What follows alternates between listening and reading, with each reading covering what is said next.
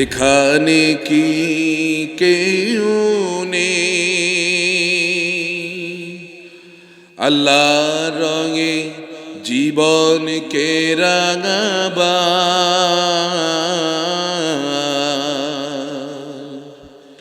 এখানে কি কেউ নেই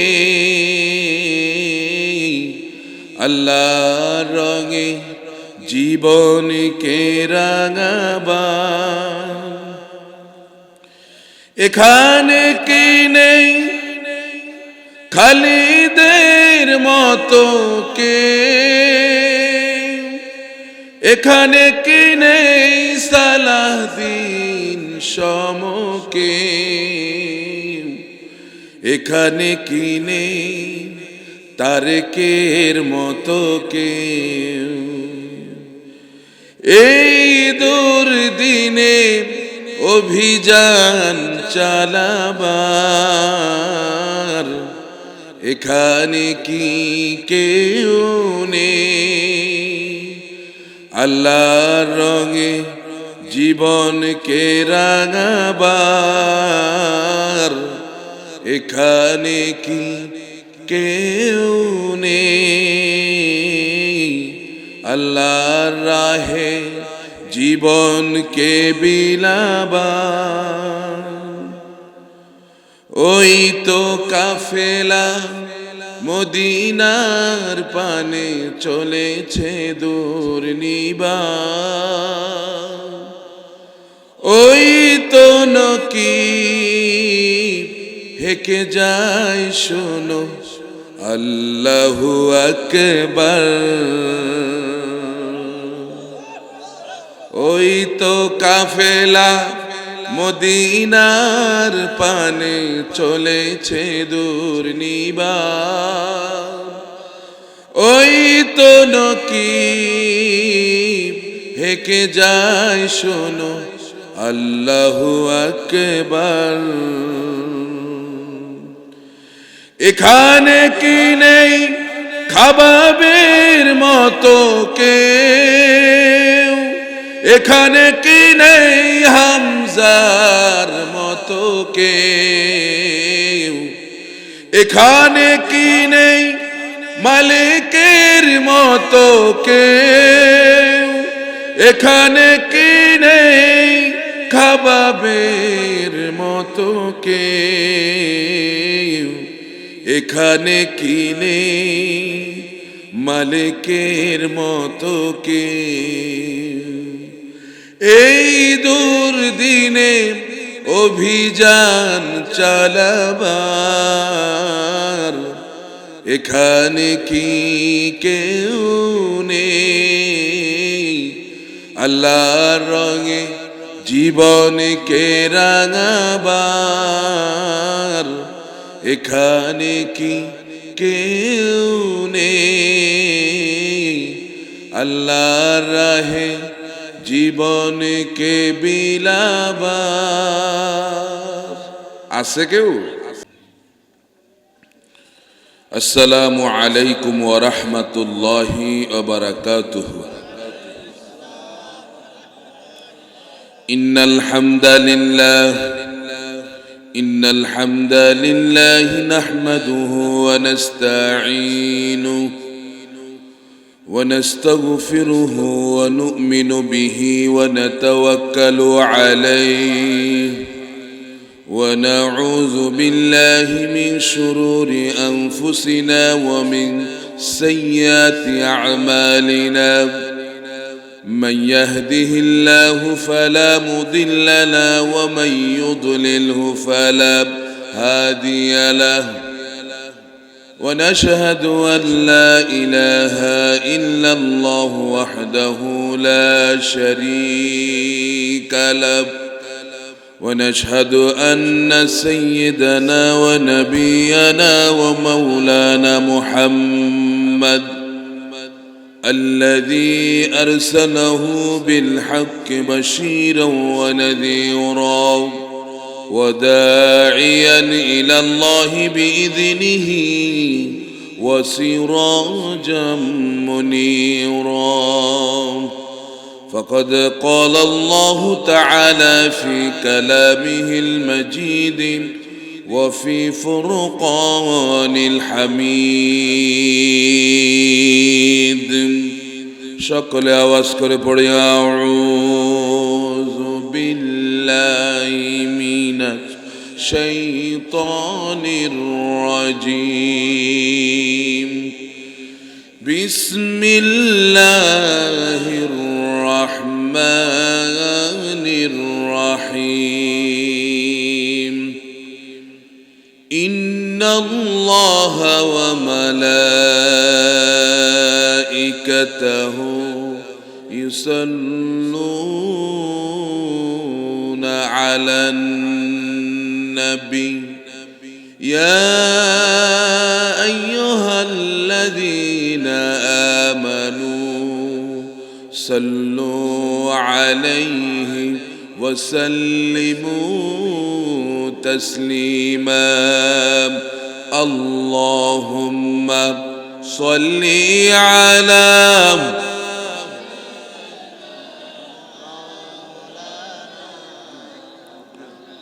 وعلى آل سيدنا بلغ العلا بكماله كشف الدجى بجماله حسنت جميع خصاله صلوا عليه मुझे कुछ मिले या ना मिले मुहम्मद मिले यानी वो शय जिससे अल्लाह मिले बलगल उला कशफत दुजा बिजमालिही हसनत जमीउ खिसालिही সাল্লু আলাইহি আরবের বুকে মক্কার পরে আমিনার যেথায় ঘর খোদার করুণা কাউসার হয়ে ঝরেছে বারংবার বালাগাল উলা বিকামালিহি كشف الدجى بجماله حسنت جميع خصاله صلوا عليه ये तेरी मेराज थी कि तू लौह कलम तक पहुंचा और मेरे मेराज हो कि मैं तेरी कदम तक पहुंचा बलगल उला बिकमालिही कशफत दुजा बिजमालिही हसनत जमीउ खिसालिही सल्लु अलैहि अम्मा बाद আলহামদুলিল্লাহি কাফা ওয়াসসালাতু ওয়াসসালামু আলা হাবিবিহিল মুস্তাফা আমরা সকলে বলি সাল্লাল্লাহু আলাইহি ওয়াসাল্লাম সালেহাবাদ এম.এন. ফাজিল ডিগ্রি মাদ্রাসার বার্ষিক ওয়াজ ও দোয়ার মাহফিল আজকের মোবারক মাহফিলের সম্মানিত সুযোগ্য সভাপতি অত্র প্রতিষ্ঠানের সম্মানিত সুযোগ্য সাবেক সহসভাপতি বিশিষ্ট ব্যবসায়ী ও সমাজসেবক জনাব আলহাজ মোহাম্মদ নজরুল ইসলাম আলম সাহেব আতালাল্লাহু উমরাহু ওয়া বারাকা ফি হায়াতিহি আমরা সকলে বলে আমিন। আমার আগে আলোচনা করেছেন গন্ডামারা আবু বকর সিদ্দিক ফাজিল ডিগ্রি মাদ্রাসার সম্মানিত সুযোগ্য অধ্যক্ষ হযরত মাওলানা আব্দুর রহমান হামিদি সাহেব। আলোচনা করেছেন হযরত মাওলানা মোহাম্মদ নাজিমউদ্দিন সাহেব, হযরত মাওলানা মোহাম্মদ খালিদ হাসান সাহেব, হযরত মাওলানা মোহাম্মদ আব্দুল ওয়াকিল সাহেব। স্টেজে উপস্থিত অত্র মাদ্রাসার সম্মানিত সুযোগ্য অধ্যক্ষ হযরত মাওলানা সগীর হোসাইন সাহেব, আতালাল্লাহু উমরাহু ওয়া বারাকা ফি হায়াতি। আমরা সকল বলে আমিন। অন্যান্য প্রভাষক বৃন্দ, সহকারী অধ্যাপক বৃন্দ, উপাধ্যক্ষ সাহেব এবং অন্যান্য শিক্ষক মণ্ডলী, মাদ্রাসার ছাত্ররা, এলাকার মুরব্বিয়ান, মুসল্লিয়ান, সামিঈন, হাজিরিন, যুবক, পর্দার আড়ালে আমার সম্মানিতা শ্রবণরতা মা এবং বোনেরা, আল্লাহ সুবহানাহু ওয়া তাআলার আলিশান দরবারে আমরা আমাদের মস্তককে অবনত করে সে মহান মনিবের সুউচ্চ দরবারে সকলে কালিমাতুশ শুকর আদায় করি। সকলে পড়ি আলহামদুলিল্লাহ। আরো জোরে বলি আলহামদুলিল্লাহ। রব্বানা লাকাল হামদ হামদান কাসীরা তাইয়িবান মুবারাকান ফীহ লাকাল হামদু ইয়া রাব্বি কামা ইয়ানবাগি লিজালালি ওয়াজহিক ওয়া আযীমি সুলতানিক। আমরা প্রশংসা করলাম কার? খুশি হয়েছেন কে? বেজার হয়েছেন কে? শয়তান বেজার হোক চান আপনারা? সবাই সবাই চায় না। এটা শয়তানকেও মাঝে মধ্যে একটু খুশি টুশি রাখার দরকার আছে, কি বলেন? এই দু একজনও যে না কয়, বাকিরা কোন ঠিকই আছে কথা। কবি আমাদের এই সমস্ত আচরণ দেখে হাসতেছে আর বলে, মসজিদ মে যাকে নামাজ পড়ো, হোটেল পে শরাব পিयो। मस्जिद में जाके नमाज पढ़ो, होटल पे शराब पियो, ताकि रहमान भी राजी रहे और शैतान भी नाराज ना हो। मस्जिदे जाओ, আল্লাহরে সেজদা দাও, আর শরাবখানা গিয়ে পানশালা গিয়ে এক গ্লাস পান করো, দুনিয়ার আকাম কুকাম সব করো, আবার যায় নামাজও পড়ো, যাতে আল্লাহ খুশি থাকে, ওই শয়তানও যেন একটু খুশি খুশি থাকুক। আজকে আমার দেশের ৯৬% মুসলমানের চরিত্র এটা। কথা বলেন না কেন? আমরা আল্লাহরও খুশি রাখছি, শয়তানকেও আমরা খুশি রাখছি, ঠিক কিনা বলেন? তাহলে আমরা প্রশংসা করব কার? জোরে বলেন, প্রশংসা করব কার? তাহলে আমরা আজকের এই মাহফিলে আসতে পেরে খুশি না বেজার? সবাই খুশি না? খুশির আওয়াজ কিন্তু এরকম না, আরো জোরে হওয়ার কথা, কি বলেন? ৫ আগস্টে যেই খুশি আপনারা হইছেন, ওরে বাবা রে, মিছিল কি!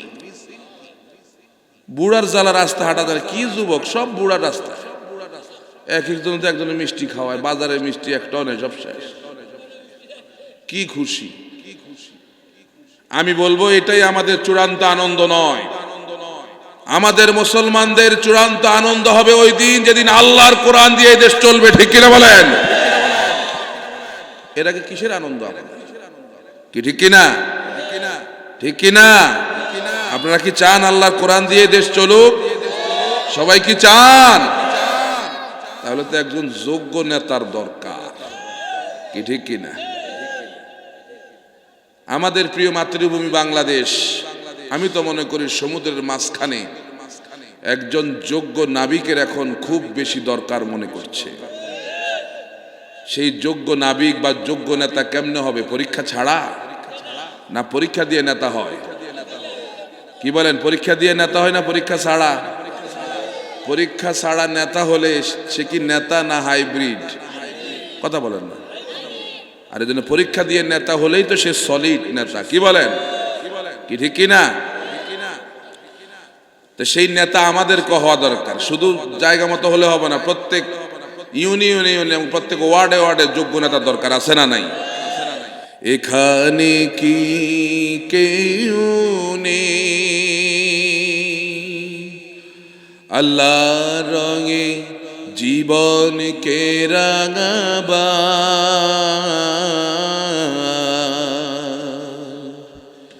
এখানে কি কেউ নেই আল্লাহর রঙে জীবনকে রাঙাবা, এখানে কি নেই খালিদের মতো কে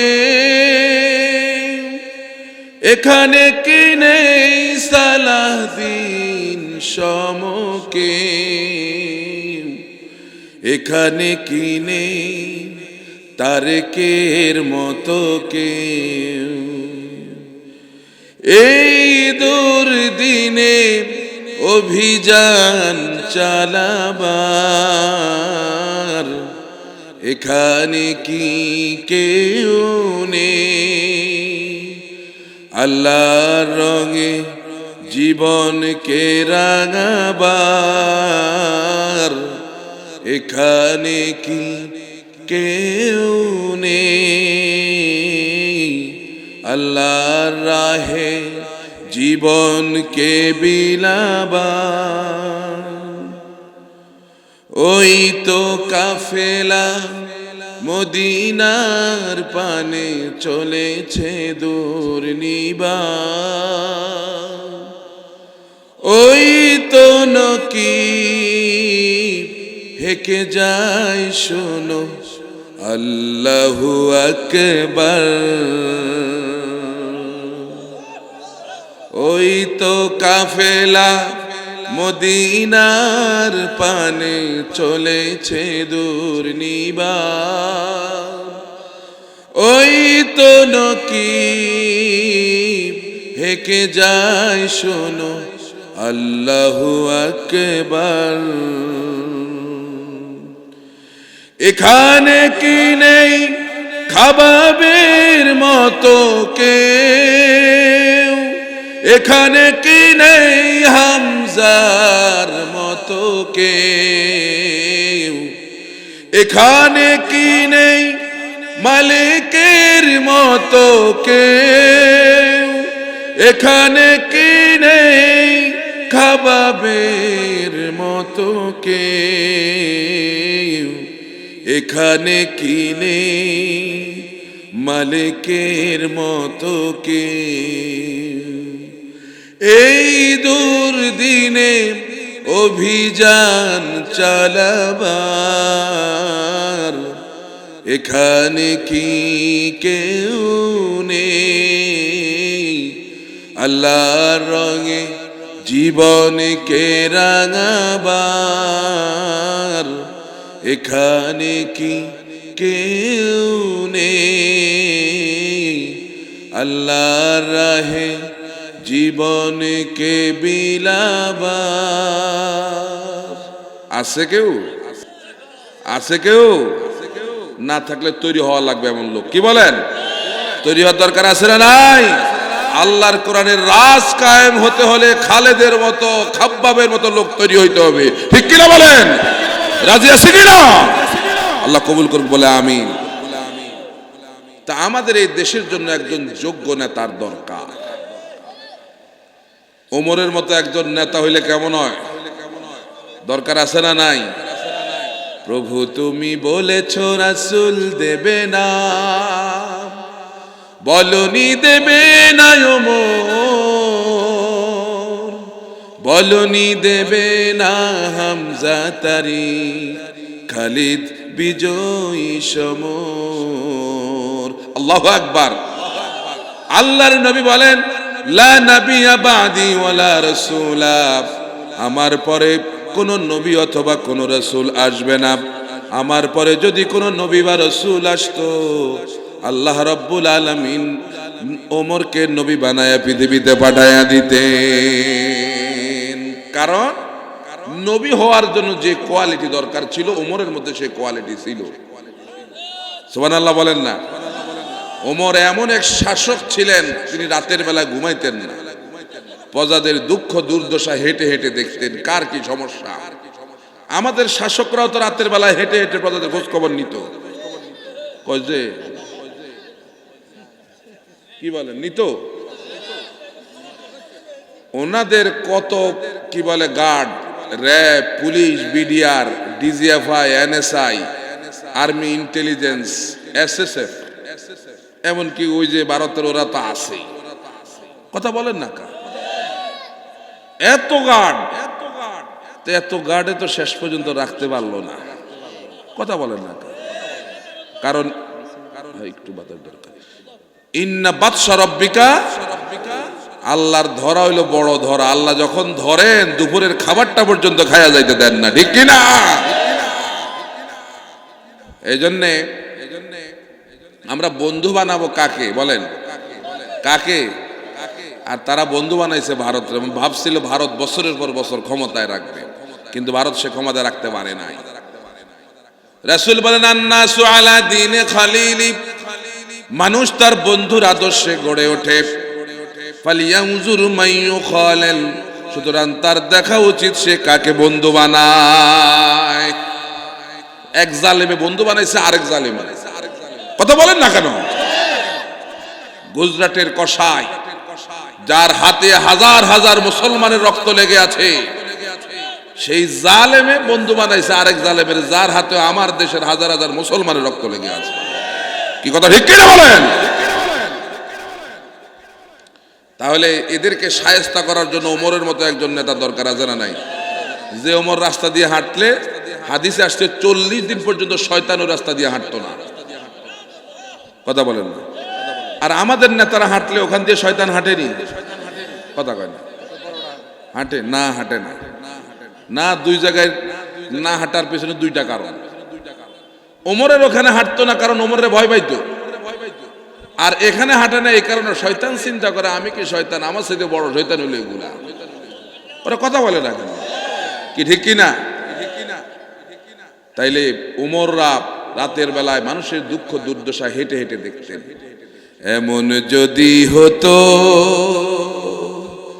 আমার দেশের শাসক হতো, ওমরেরই মতো হতো আবু বকরের মতো। প্রজার দুঃখে তাদের চোখে আসতো না রে ঘুম, দেশের ভেতর বয়ে যেত শান্তি সুখের ধুম, ঠিক কিনা? তাহলে এমন একজন নেতা দরকার। আজকে সেই পরীক্ষিত একজন নেতার জীবন কাহিনী আপনাদের সামনে উপস্থাপন করবো। আল্লাহ যেন আমাদেরকেও সেই রকম পরীক্ষিত নেতা হতে সুযোগ দেয়, তৌফিক দান করে, বলি না আমিন। ভূমিকা আর দীর্ঘায়িত করতে চাই না, সরাসরি আলোচনার দিকে ঢুকে যেতে চাই। আল্লাহ পাক যতক্ষণ আমরা কথা বলবো আমরা যেন মনোযোগ সহকারে শুনতে পারি। কি বলেন? কোরআন শোনার আদব আছে না নাই? আল্লাহ রাব্বুল আলামিন বলেন وَإِذَا قُرِئَ الْقُرْآنُ فَاسْتَمِعُوا لَهُ وَأَنصِتُوا لَعَلَّكُمْ تُرْحَمُونَ। রব্বুল আলামিন বলেন যখন কোরআন তেলাওয়াত হয়, কোরআনের ব্যাখ্যা বিশ্লেষণ হয়, তখন তোমরা দুইটা শর্ত মেনে মাহফিলে বসবে। এক নম্বরে ফাস্তামিউ, মনোযোগ সহকারে শুনতে হবে। দুই নম্বরে ওয়া আনসিতু, এবং চুপ থাকা লাগবে। এই দুইটা শর্ত মেনে যদি কোরআনের মাহফিলে বসা যায়, আল্লাহ বলেন আশা করা যায় তোমাদের উপর আল্লাহর রহমত নাজিল হতে থাকবে। আল্লাহর আশা শুধু আশা না, এটা অবশ্যই রহমত আসবে। কি ঠিক কি না বলেন? ঠিক কি না? আমাদের আশা মিছা হইতে পারে, ভুল হইতে পারে, কিন্তু আল্লাহর আশার মধ্যে কোনো সমস্যা আছে নাকি? অবশ্যই আল্লাহর রহমত পড়বে। এজন্য আমাদের যে সমস্ত ভাইরা এখনো বাহিরে ঘোরাফেরা করছেন, আপনাদের প্রতি উদাত্ত আহ্বান জানাবো, এই কোরআন যদি আপনাকে আকর্ষিত করতে না পারে, বুঝতে হবে আপনার দিল মরে গেছে। কথা বলেন না কেন? কি ঠিক আছে কিনা? কারণ কোরআনের কথা শুনে আবু জেহেলরাই শুধু পালাইতো, আবু বকররা দৌড়ায় এসে কোরআন শুনতো। কথা বলেন না কেন? আবু জেহেলরা বলতো وقال الذين كفروا لا تسمعوا لهذا القرآن والغوا فيه لعلكم تغلبون। তারা বলতো এই কোরআন শোনা যাবে না, আর এই কোরআন যেখানে আলোচনা হবে, কোরআনের মাহফিলগুলোতে গন্ডগোল করা লাগবে, তাহলেই তোমরা সফল হয়ে যাবে। বিগত দিনে আমরা দেখেছি 16টা বছর প্রিয় মাতৃভূমি বাংলাদেশে কোরআনের মাহফিল করার জন্য এমন লোকদের কাছে অনুমতি নিতে হতো যারা মুসলমানই না, এমন অনেক হিন্দুর কাছে কোরআনের মাহফিলে অনুমতি নেওয়া লাগছে। কি কথা ঠিক কিনা বলেন না?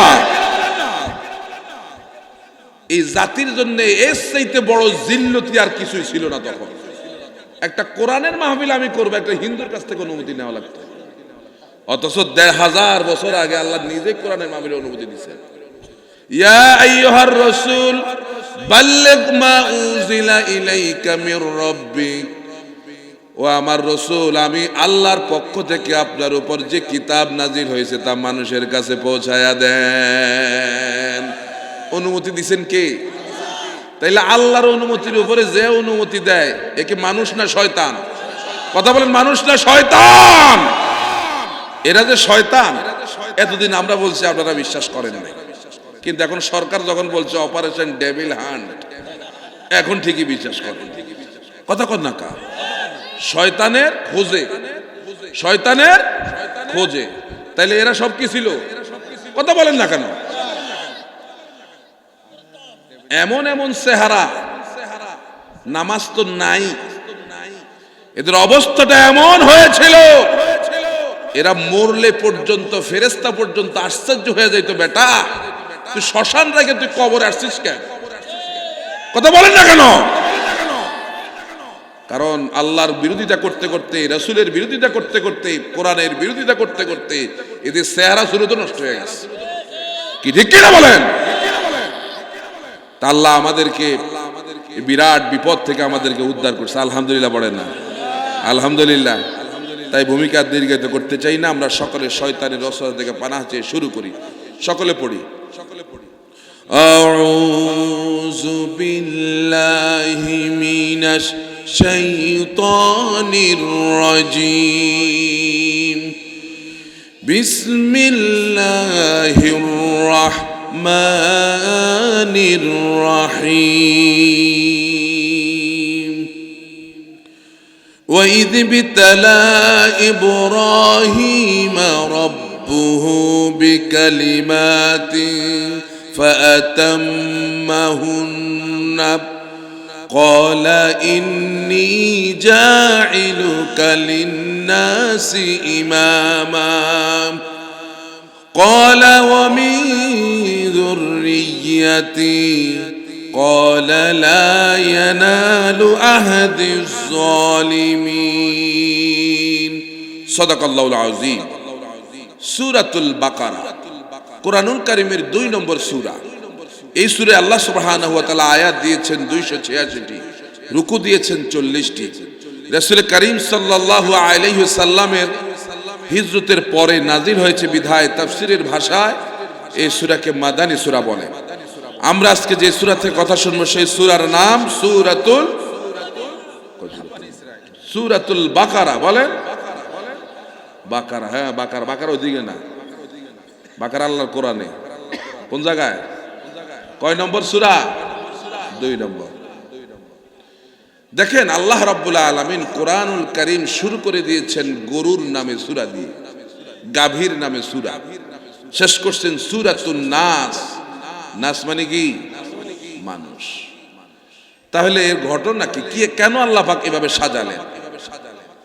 কারণ আমি এটা সবসময় বলি, এই পৃথিবীতে গরুর পেট থেকে গরু হয়, গাধার পেট থেকে গাধা হয়, বাঘের পেট থেকে বাঘ হয়, সিংহের পেট থেকে সিংহ হয়, কিন্তু মানুষের পেট থেকে মানুষ হয় না।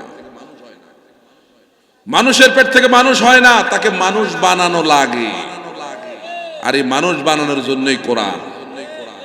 মানুষ বানানোর জন্য কি রব্বুল আলামিন বুঝাতে চেয়েছেন, যতদিন পর্যন্ত তুমি কোরআনের কাছে আসো নাই তোমার আচরণ গরু গাধা গাভীর মতো।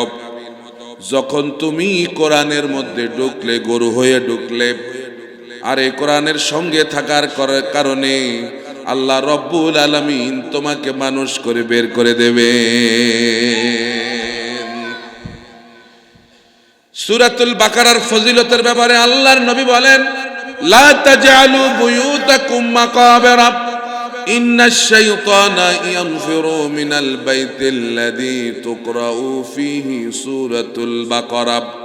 আল্লাহর নবী বলেন, তোমরা তোমাদের ঘরগুলোকে কবর বানায়ও না, যেই ঘরের মধ্যে সূরাতুল বাকারা তেলাওয়াত করা হয় ওই ঘরের মধ্যে শয়তান ঢুকতে পারে না। ও হাজীগঞ্জবাসী, আপনাদেরকে বলবো, যদি যেই ঘরের মধ্যে সূরা বাকারা তেলাওয়াত করা হলে যদি শয়তান না ঢুকে, যদি দেশের মধ্যে আপনি যদি সূরা বাকারা বেশি বেশি তেলাওয়াত করেন আর তাফসীর করেন, তাহলে ওই দেশের মধ্যে কি শয়তান ঢুকতে পারেনি বলেন? এজন্যে আল্লাহর কোরআন দিয়ে দেশ সাজালে অপারেশন ডেভিল হান্টের আর কোনো দরকার নেই, এমনি সব শয়তান বেরিয়ে যাবে। কথা বলেন না কেন? কি কথা ঠিক কি না? তাহলে এই সূরার 124 নম্বর আয়াত তেলাওয়াত করেছি, আগে অর্থ করব তারপর ব্যাখ্যায় যাব ইনশাআল্লাহ।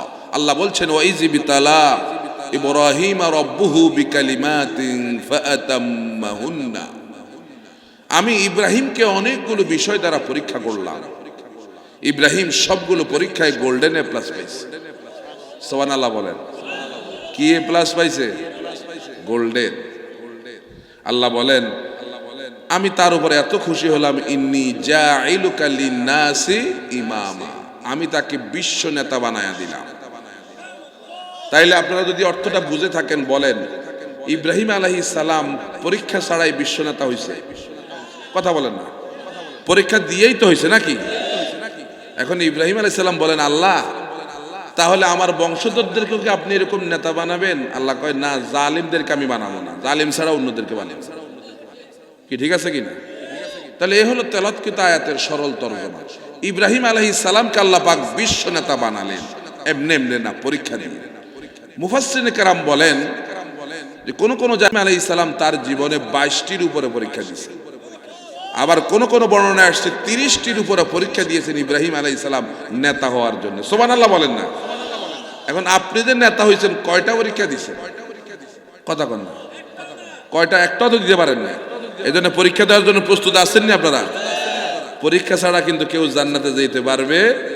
আহাসিবান নাসু আন ইউতরাকু আন ইয়াকুলু আমান্না ওয়া হুম লা ইফতানুন। আল্লাহ বলেন তোমরা কি ভেবেছো, তোমরা কি ভেবেছো ঈমান এনেছি এই কথা বললেই আমি তোমাদেরকে ছেড়ে দেব? আমি পরীক্ষা নেব না? তার মানে পরীক্ষা হবে। কি ঠিক কি না? এজন্য পরীক্ষা দিয়েই আপনাকে যোগ্য নেতা হওয়া লাগবে, ঠিক কি না? আর পরীক্ষা ছাড়া নেতা যারা হয় এরা কি নেতা বলছিলাম? ওই বলে গেছে হাইব্রিড। কোন ব্রিড? আবার এই হাইব্রিড নেতা বেশি আবার স্টেজ উঠলে মাঝে মধ্যে স্টেজও ভাঙ্গা পড়ে। কথা কন না, ভাঙ্গেনি মাঝে মধ্যে। এখন ইব্রাহিম আলাইহিস সালামের এই পরীক্ষাগুলোর মধ্যে যাওয়ার আগে তার পৃথিবীতে আসতেই নমরুদ যে বাধা দিয়েছিল সে বিষয়টা আগে ইব্রাহিম আলাইহিস সালামের ব্যাপারে আমরা আগে কিছু জেনে নিই, তারপরে ইনশাআল্লাহ আমরা পরীক্ষায় যাব। ইব্রাহিম আলাইহিস সালামকে আল্লাহ রাব্বুল আলামিন ইরাকের অন্তর্গত প্রাচীন বাবেল শহর, বর্তমান নাম হচ্ছে বাগদাদ, সে বাগদাদ শহরের তালুল আবিদ নামক জনপদে আল্লাহ রাব্বুল আলামিন ইব্রাহিম আলাইহিস সালামকে পাঠিয়েছেন। এমন এক সময় তাকে সেখানে পাঠালেন, সেখানে আগে থেকেই সেই জনপদের একচ্ছত্র সম্রাট ছিল নমরুদ, যারা ছিল ক্যালিডীয় বংশের। ইংরেজিতে বলে ক্যালিডীয়, আরবিতে বলে কেলদানি। এই কেলদানি বংশের একচ্ছত্র সম্রাট ছিল নমরুদ। একদিন দুই দিন না, 400 বছর ক্ষমতায় ছিল নমরুদ। কত বছর? বেশি দিন ক্ষমতায় থাকলে অহংকার বাড়ে না কমে? কথা বলেন না। আর ক্ষমতার চেয়ার থেকে নামতে তাকে নামানো লাগে, নামানো। এখন নমরুদ কয়দিন ছিল ক্ষমতায়? 400 বছর। অহংকার এমন বাড়ছে, সে এখন নিজের খোদাই দাবি করে ফেলছে। তার জনপদের লোকেরা তাকে খোদা হিসাবে চিনত, জানত এবং মানত। এরা কিন্তু কোনো কিছুর ভয় পায় না, তবে একটা জিনিস এরা ভয় পায়, ক্ষমতা চলে যাওয়ারে বেশি ভয় পায় এরা। এই জন্য দেশ গোল্লায় যাক, আমার ক্ষমতা ঠিক থাক। কথা বলেন না, প্রয়োজনে 1000 লাশ পড়বে কিন্তু আমার ক্ষমতা ঠিক থাকতে হবে। কারণ এরা জানে ক্ষমতায় যদি একবার যায় তাহলে পিঠে চামড়াও থাকবে না। কি ঠিক কিনা? এই জন্য ক্ষমতাকে কুক্ষিগত করার জন্য এরা যা যা করা দরকার নগ্ন সবকিছু তারা করেছে। করে না? করে না? আপনি সত্যকে সত্য বলতে পারবেন না, এমন পরিবেশ সৃষ্টি করবে আপনাকে বলতে হবে যে না এটা সত্য না, এটা মিথ্যা। কথা বলেন, এমন পরিবেশ হয়েছে কিনা বলেন? আমরা দেখেও না দেখার বান্দর রাস্তার পাশ দিয়ে চলে যেতাম, কথা বলতে পারতাম না। এমন এক পরিবেশ সৃষ্টি করেছে, রাসূলের বিরুদ্ধে কথা বললে কোনো অসুবিধা নাই, কিন্তু বাবার বিরুদ্ধে কথা বললেই জেল জুলুম হুলিয়া। কথা বলেন না কেন? এমন কি রাস্তার মোড়ে মোড়ে বাবার মূর্তি, বাবার কি বানাইছে? ভাস্কর্যের নামে মূর্তি বানাইছে। এই মূর্তি বানানোর এই সংস্কৃতি, এটা মুসলমানের সংস্কৃতি না। এটা নূহ আলাইহিস সালামের জামানায় কাফের মুশরিকরা রাস্তার মোড়ে মোড়ে মূর্তি বানাই। কি কথা ঠিক কিনা? তারা ভেবেছিল যে বাবার জনপ্রিয়তা বাড়াবে, কিন্তু 16 বছরের জনপ্রিয়তা ক্ষমতা যাওয়ার পরে 16টা মিনিটও টিকলো না। কি কথা ঠিক কিনা? এই জন্য মূর্তি বানানোর মধ্যে জনপ্রিয়তা নয়। আমার তো মনে হয় যদি বাবা যদি একবার কবর থেকে উঠে আসতে পারতো, যে কইতে তোরা উপরে যত আমারে নিয়ে নাচানাচি করস, কবরের ভিতরে আমার তত গুতায়। কথা কর না কা? কি হাদিসে এটা আছে না, তুআযিবুল মাইয়িতু বিবুকাইল হাইয়্যি,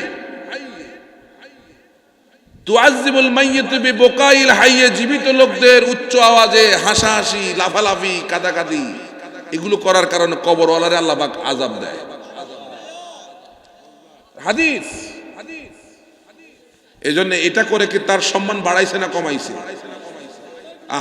এই জাতি দেখছে না তার মাথার উপর দাঁড়ায়, মূর্তিটার উপর মাথার দাঁড়ায় পেশাব করছে, দেখছে না জাতি? আর কথা বলেন না কেন আপনারা?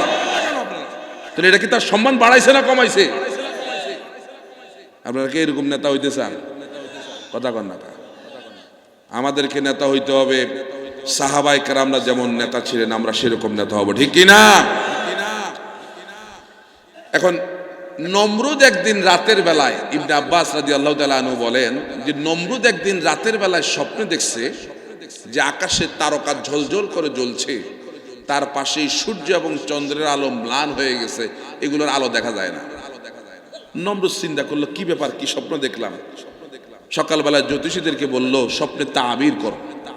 জ্যোতিষীরা বলল যে অদূর ভবিষ্যতে এমন এক ছেলে এই বাবেল শহরে আসতেছে যে তোমার ক্ষমতা নিয়ে যাবে। কি নিবে? এখন কোন নমরুদের আগে ঘুমটুম যা হইতো এখন কি হবে? ঘুম এখন কি ওই যে সামনের ফার্মেসির দোকান থেকে ঘুমের ওষুধ 10-12 টাকা, এখন কিন্তু ঘুম নাই। আসলে খেয়াল করে দেখেন, বড় লোকের ঘুম নাই, গরিবের ঘুম আছে না নাই? হুইলে ঘুমায়। আমার একই অবস্থা, আমি গরিব মানুষ না, গাড়িতে উঠলেই আল্লাহর একটা কি ঘুম। একেবারে আমি যে বাড়ির থেকে বেরিয়েছি চোখ বন্ধ হয়েছে, এই যে আপনাদের রামগঞ্জ পার হয়ে হাজীগঞ্জের কাছাকাছি এসে আমার চোখ খুলছে। কি ঘুম! আর এদের ঘুম নাই। এরা খাইলে কিন্তু প্রত্যেক বেলা একটা করে খাসি খাইতে পারে, কথা বলেন না কা? কিন্তু ডাক্তার কয় না, খাওয়া যাবে না। কি খাইবা? সকালে ডিমের একটা পুষ, দুপুরে 1 স্লাইস টোস্ট, আর রাতের বেলায় ফলের 1 কাপ জুস। খাওয়া শেষ। এরপরে খায়া টায়া কোন নামাজ পড়লে পড়ছে, না পড়লে নাই, এবার ঘুমায়। এবার এসি এটা লাগাইছে, ওইটা লাগাইছে, এটা লাগাইছে, ঘুম নাই। সারা রাত ঘুম নাই। অথচ গরিব মানুষ দেখেন, রিক্সাওয়ালা, কুলি মজুর, ঠেলাওয়ালা 200 টাকা রিক্সা পাইছে সারাদিন। ভাইয়া বাড়িতে যাওয়ার সময় মোটা চাল আর মোটা ডাল নিয়ে যায়নি, কত কন্যা নিয়ে গেছে। বউ কয় আর কতদিন মোটা চাল আর মোটা ডাল খাওয়া যায়? কয় আজকে খাও, জুমার এখন বাজারে ফার্মের মুরগির যে দাম আনা যায় না। বউ সুন্দর করে রান্না টান্না করলো, করে আর দুজনে মিলে খাইতে বসছে, একজন আরেকজনের দেয়, আর আবার ইনি এনারে খাওয়াই দেয়, উনি ওনারে খাওয়াই দেয়, এরকম আছে না নাই? আর বড় লোক তো বউর চেহারাও দেয় না, কারণ বউ থাকে ঢাকায়, উনি থাকে বাড়িতে, উনি থাকে ঢাকা, বউ থাকে বাড়িতে, কত কন্যা। আর গরিব মানুষ বউ চেহারা দেয়নি, বউ খাওয়াই দেয়, জামাই যারা খাওয়াই দেয়। কি আদর একজনের জন্য আরেকজন, কি আপ্যায়ন! সুবহানাল্লাহ বলেন না? কি মহব্বত, কি ভালোবাসা! খায় টায় দুইজন এশার নামাজ আদায় করে ঘুমাইছে। এমন ঘুম, নাকের আওয়াজে টাকের ইঞ্জিন পর্যন্ত ফেল। কথা বলেন না কা? তাহলে ঘুম দিছে কে? এজন্য হাদিসে আসছে ধনীদের 500 বছর আগে গরিবরা আল্লাহর জান্নাতে চলে যাবে। আল্লাহু আকবার! প্রিয় ভাইরা আমার, নমরুদ সকাল বেলায় জ্যোতিষীদেরকে বলল আমার এই স্বপ্নের তাবির করো। জ্যোতিষীরা বলল বাবেল শহরে এমন এক ছেলে আসতেছে যে তোমার ক্ষমতা নিয়ে যাবে। এই কথা শোনার সঙ্গে সঙ্গে নমরুদের এখন আর ঘুম নাই, কি করা যায়? যেভাবেই হোক এই ছেলেকে পৃথিবীতে আসতে দেওয়া যাবে না।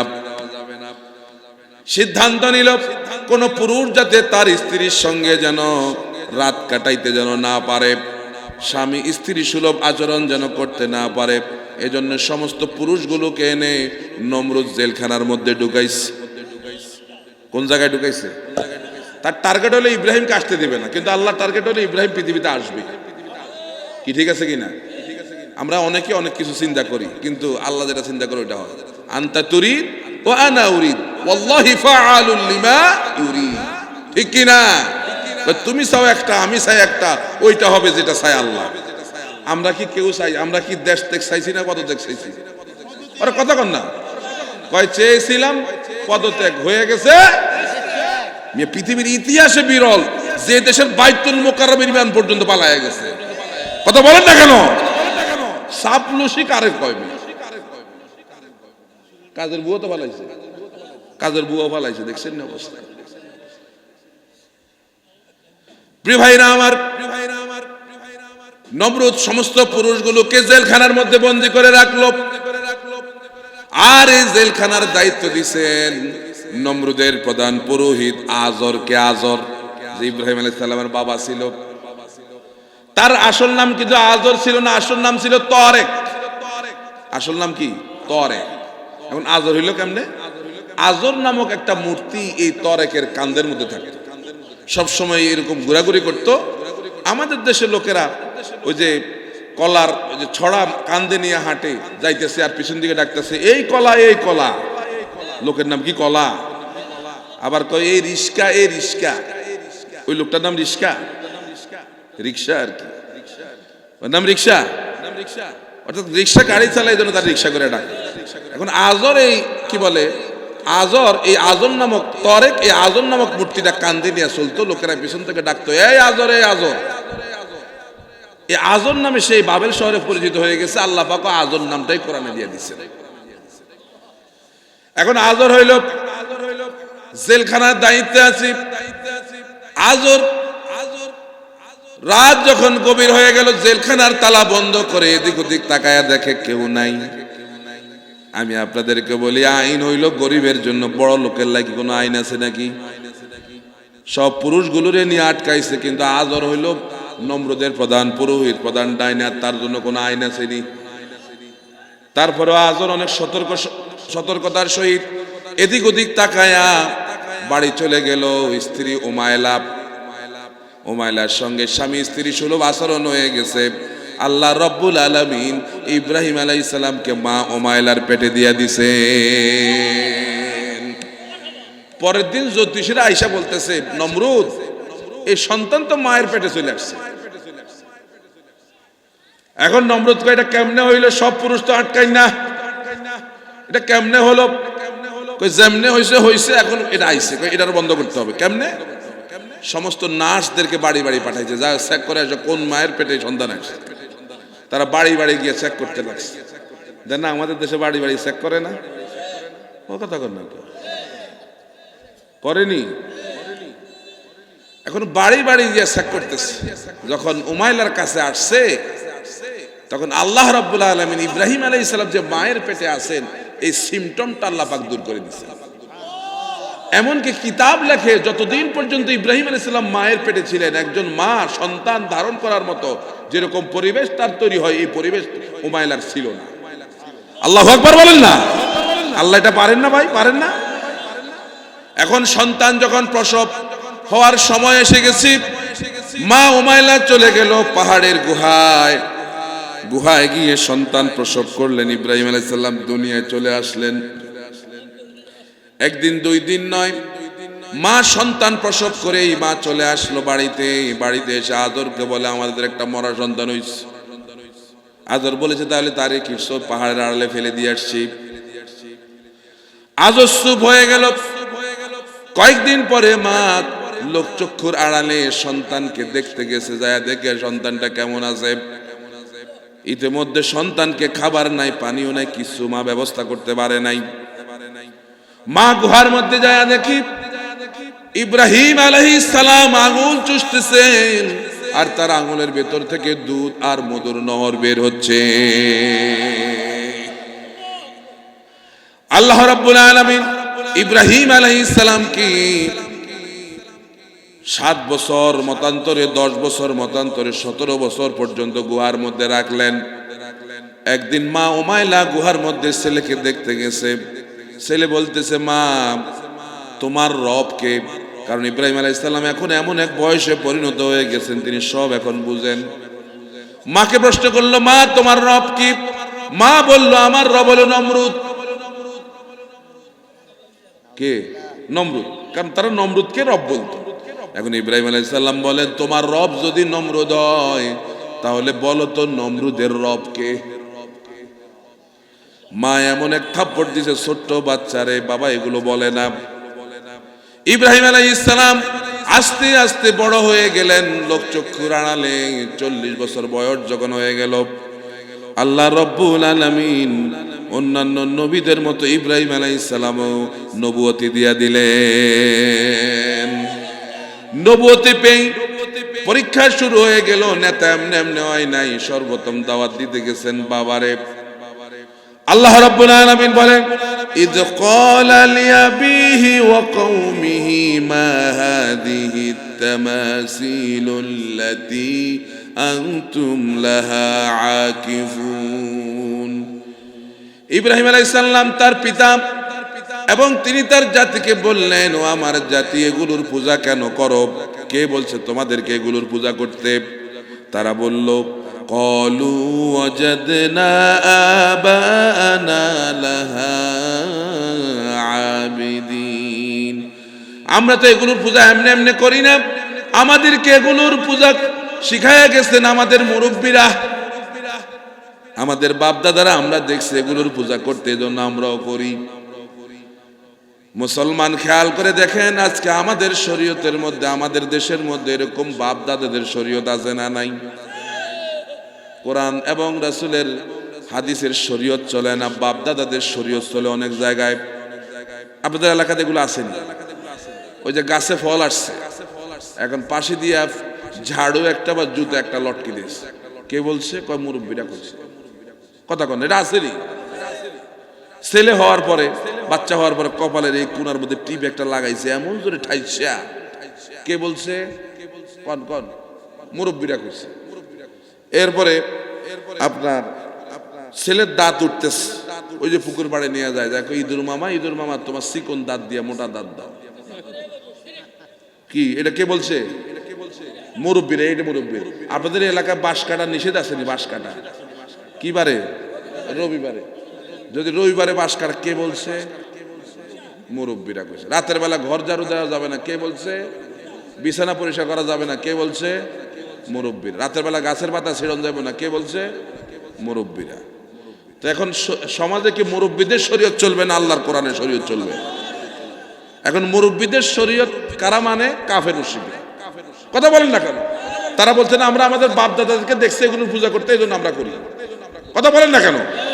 এই জন্য আমাদের সামনে আমাদের মুরব্বীদের শরীয়ত আমাদের শরীয়ত নয়, আমাদের শরীয়ত আল্লাহর কোরআন আর রাসূলের হাদিস। কি ঠিক কি না? এটা হবে আমাদের শরীয়ত। অনেকের দেখা যায় আলোচনা করে, মাহফিল ওয়াজ করে, কোরআন হাদিসের একটা আয়াত নাই, বাবা কি বলছে, দাদা কি বলছে। আরে কথা বলেন না কেন? এই জন্য ভাইরা, আপনি হক চিনার উপায় আছে। হক কোন জায়গায় আছে?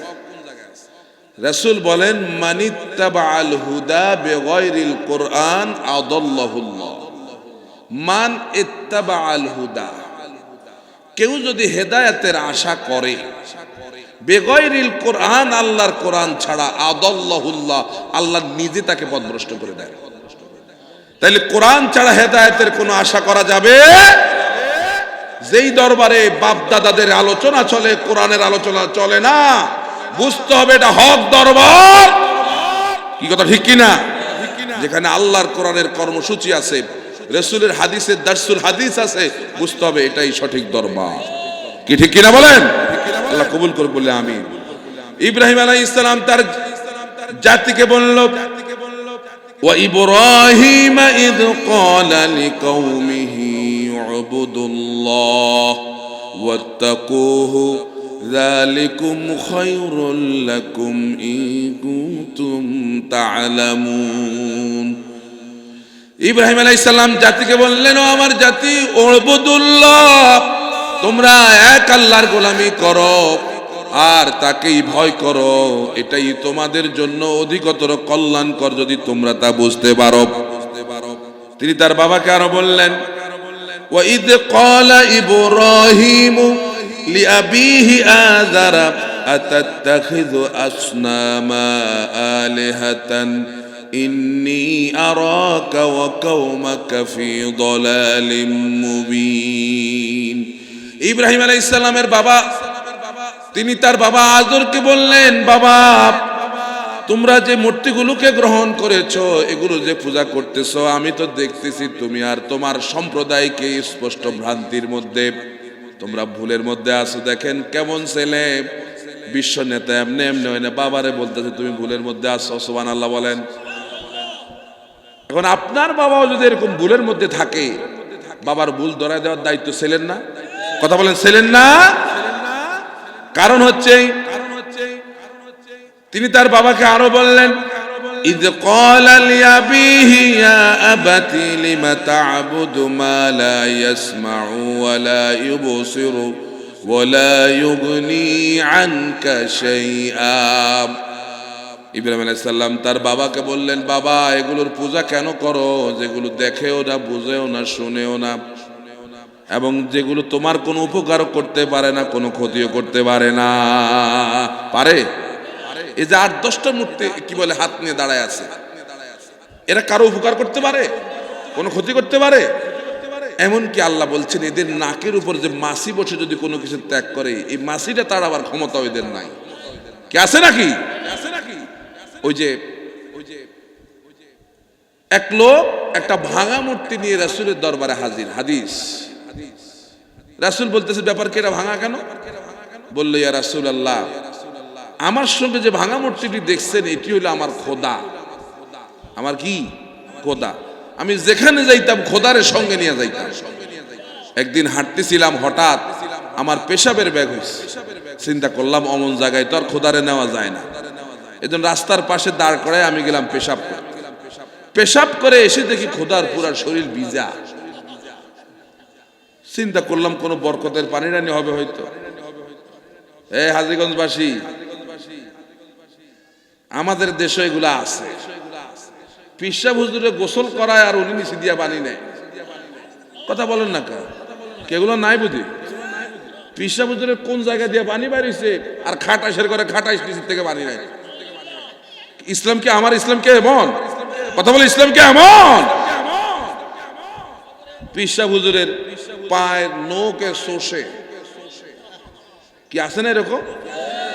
আমি তো কুমিল্লায় ব্রাহ্মণপাড়ায় যাই, ওরে বাবারে, ওইখানে তো শুধু মাজার আর মাজার, পিসাব আর পিসাব। একদিন দেখলাম এরকম মোটা পিসাব একটা, তার লগে এরকম মোটা দুইটা হলো মহিলা তার সাথে হাঁটতেছে। ওরে বাবারে, কি বিরাট পিসাব।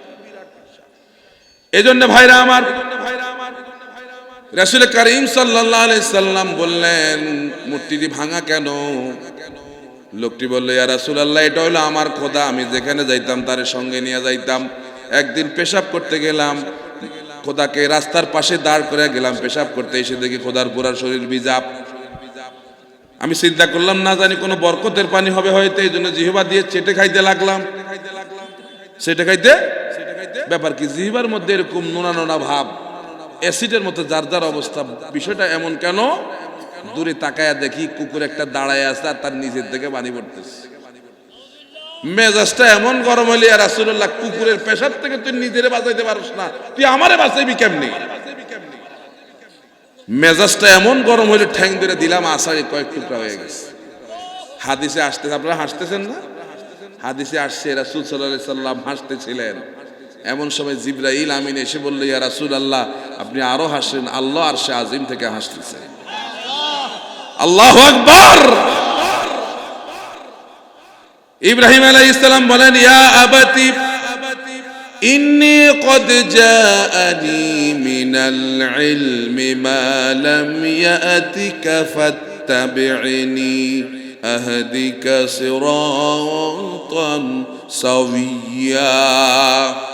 ইব্রাহিম আলাইহিস সালাম বলেন, বাবা আমার কাছে এমন এক জ্ঞান এসছে, তুমি আমাকে অনুসরণ করো, আমি তোমাকে সরল পথে উঠাইয়া দেব। এখন বাবার গেছে মেজাজ গরমে, কি ছেলে তুই আমার বাপ না আমি তোর বাপ, আপনার এরকম করনি, তুই আমার যদি বেশি বুঝস, বলে না বাবা এরকম বলে না।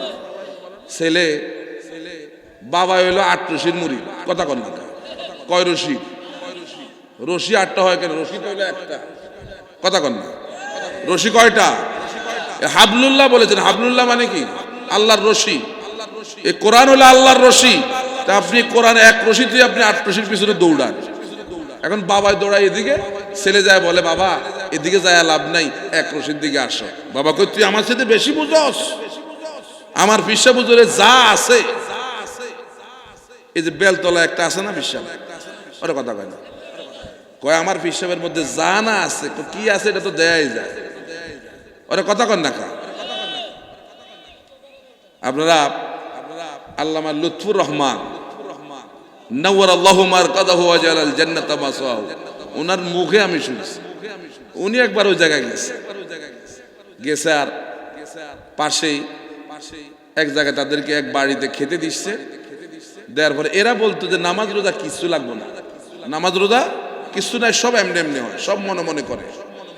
তো হুজুরের সঙ্গে খেতে বসছে, বসার পরে হুজুর বলছে এই রাখো, সব যদি এমনি এমনি, খাবারটাও এমনি এমনি খাও, কথা কন।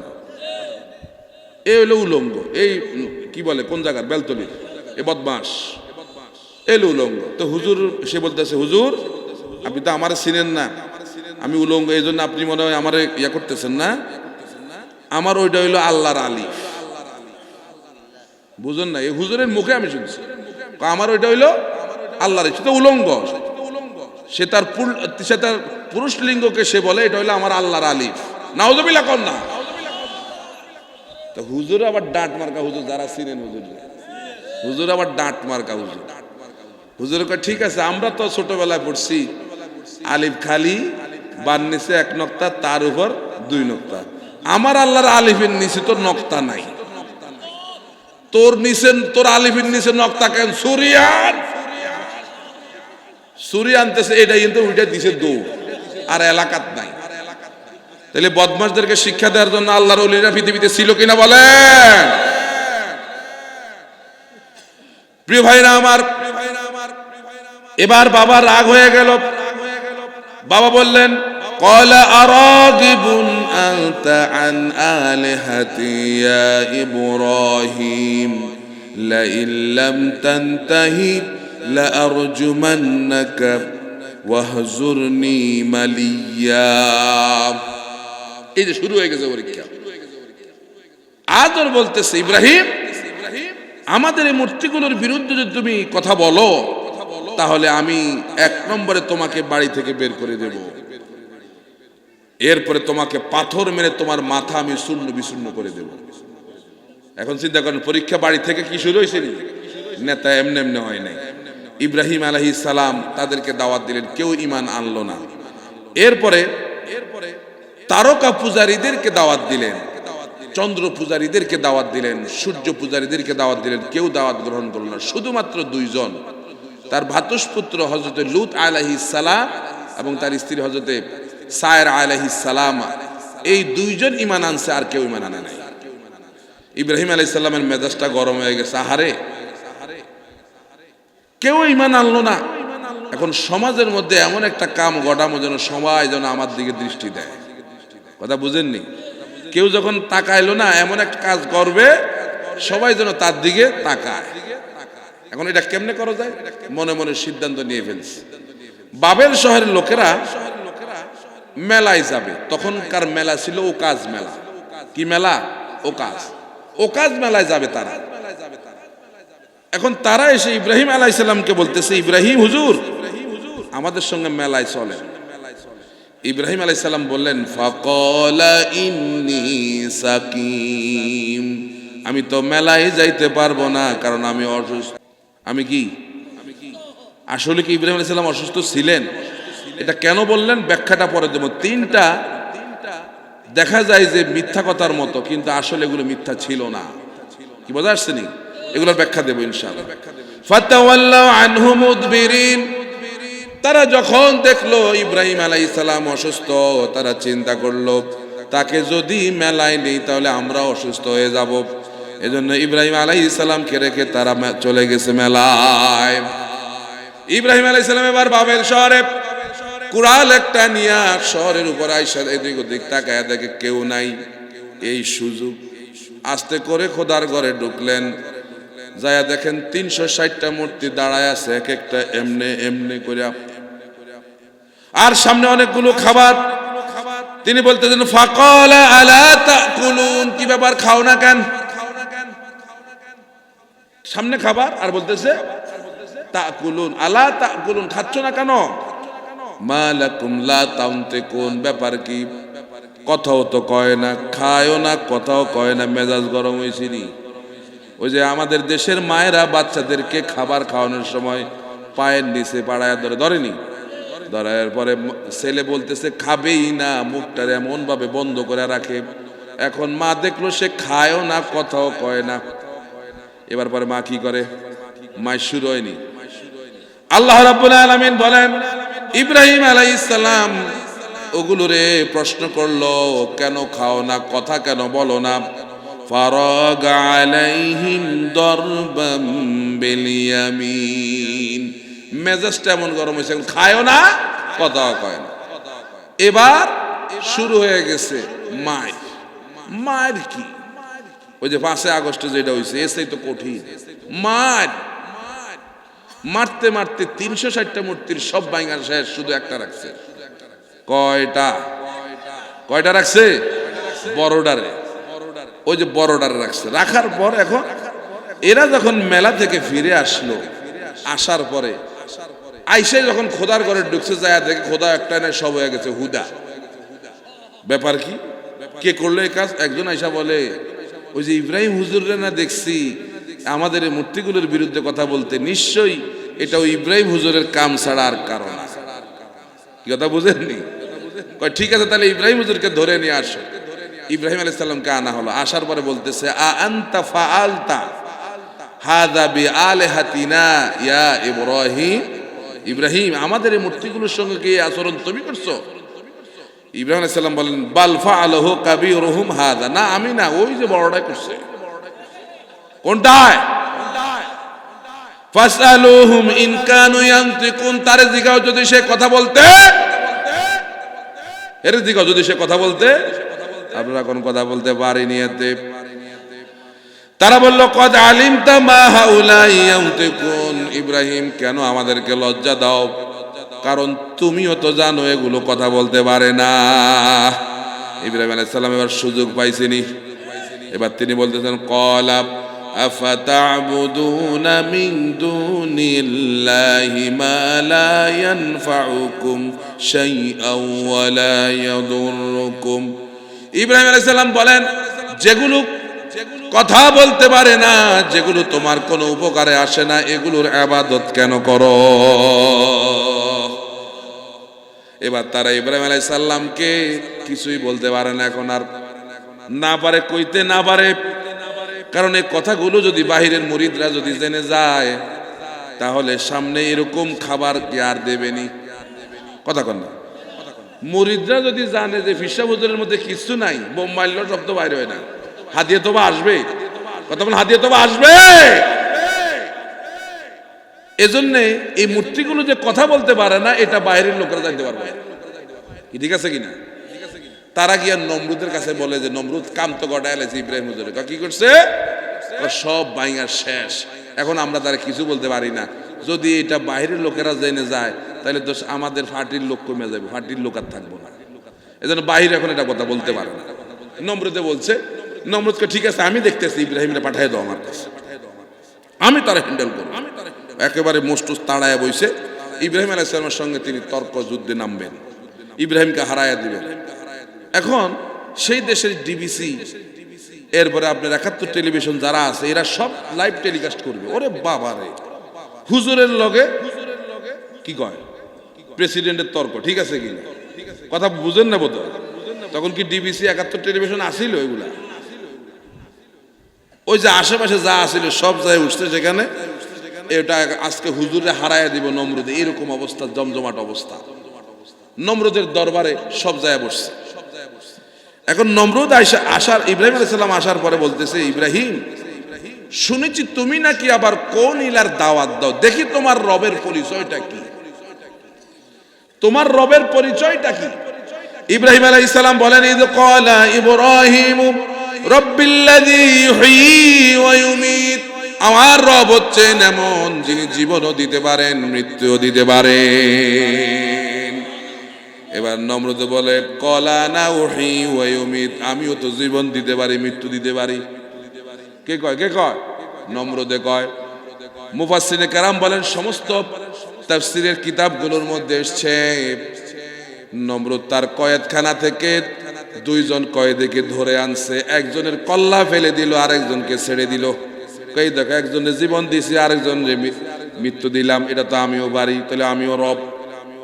ওরে বাবার, এখন কর্মীদের লাভ কে চায়? হারিল রে হারিল, হুজুরে হারিল, জিতিল রে জিতিল, নমরুদে জিতিল, মিছিল শুরু হয়ে গেছে।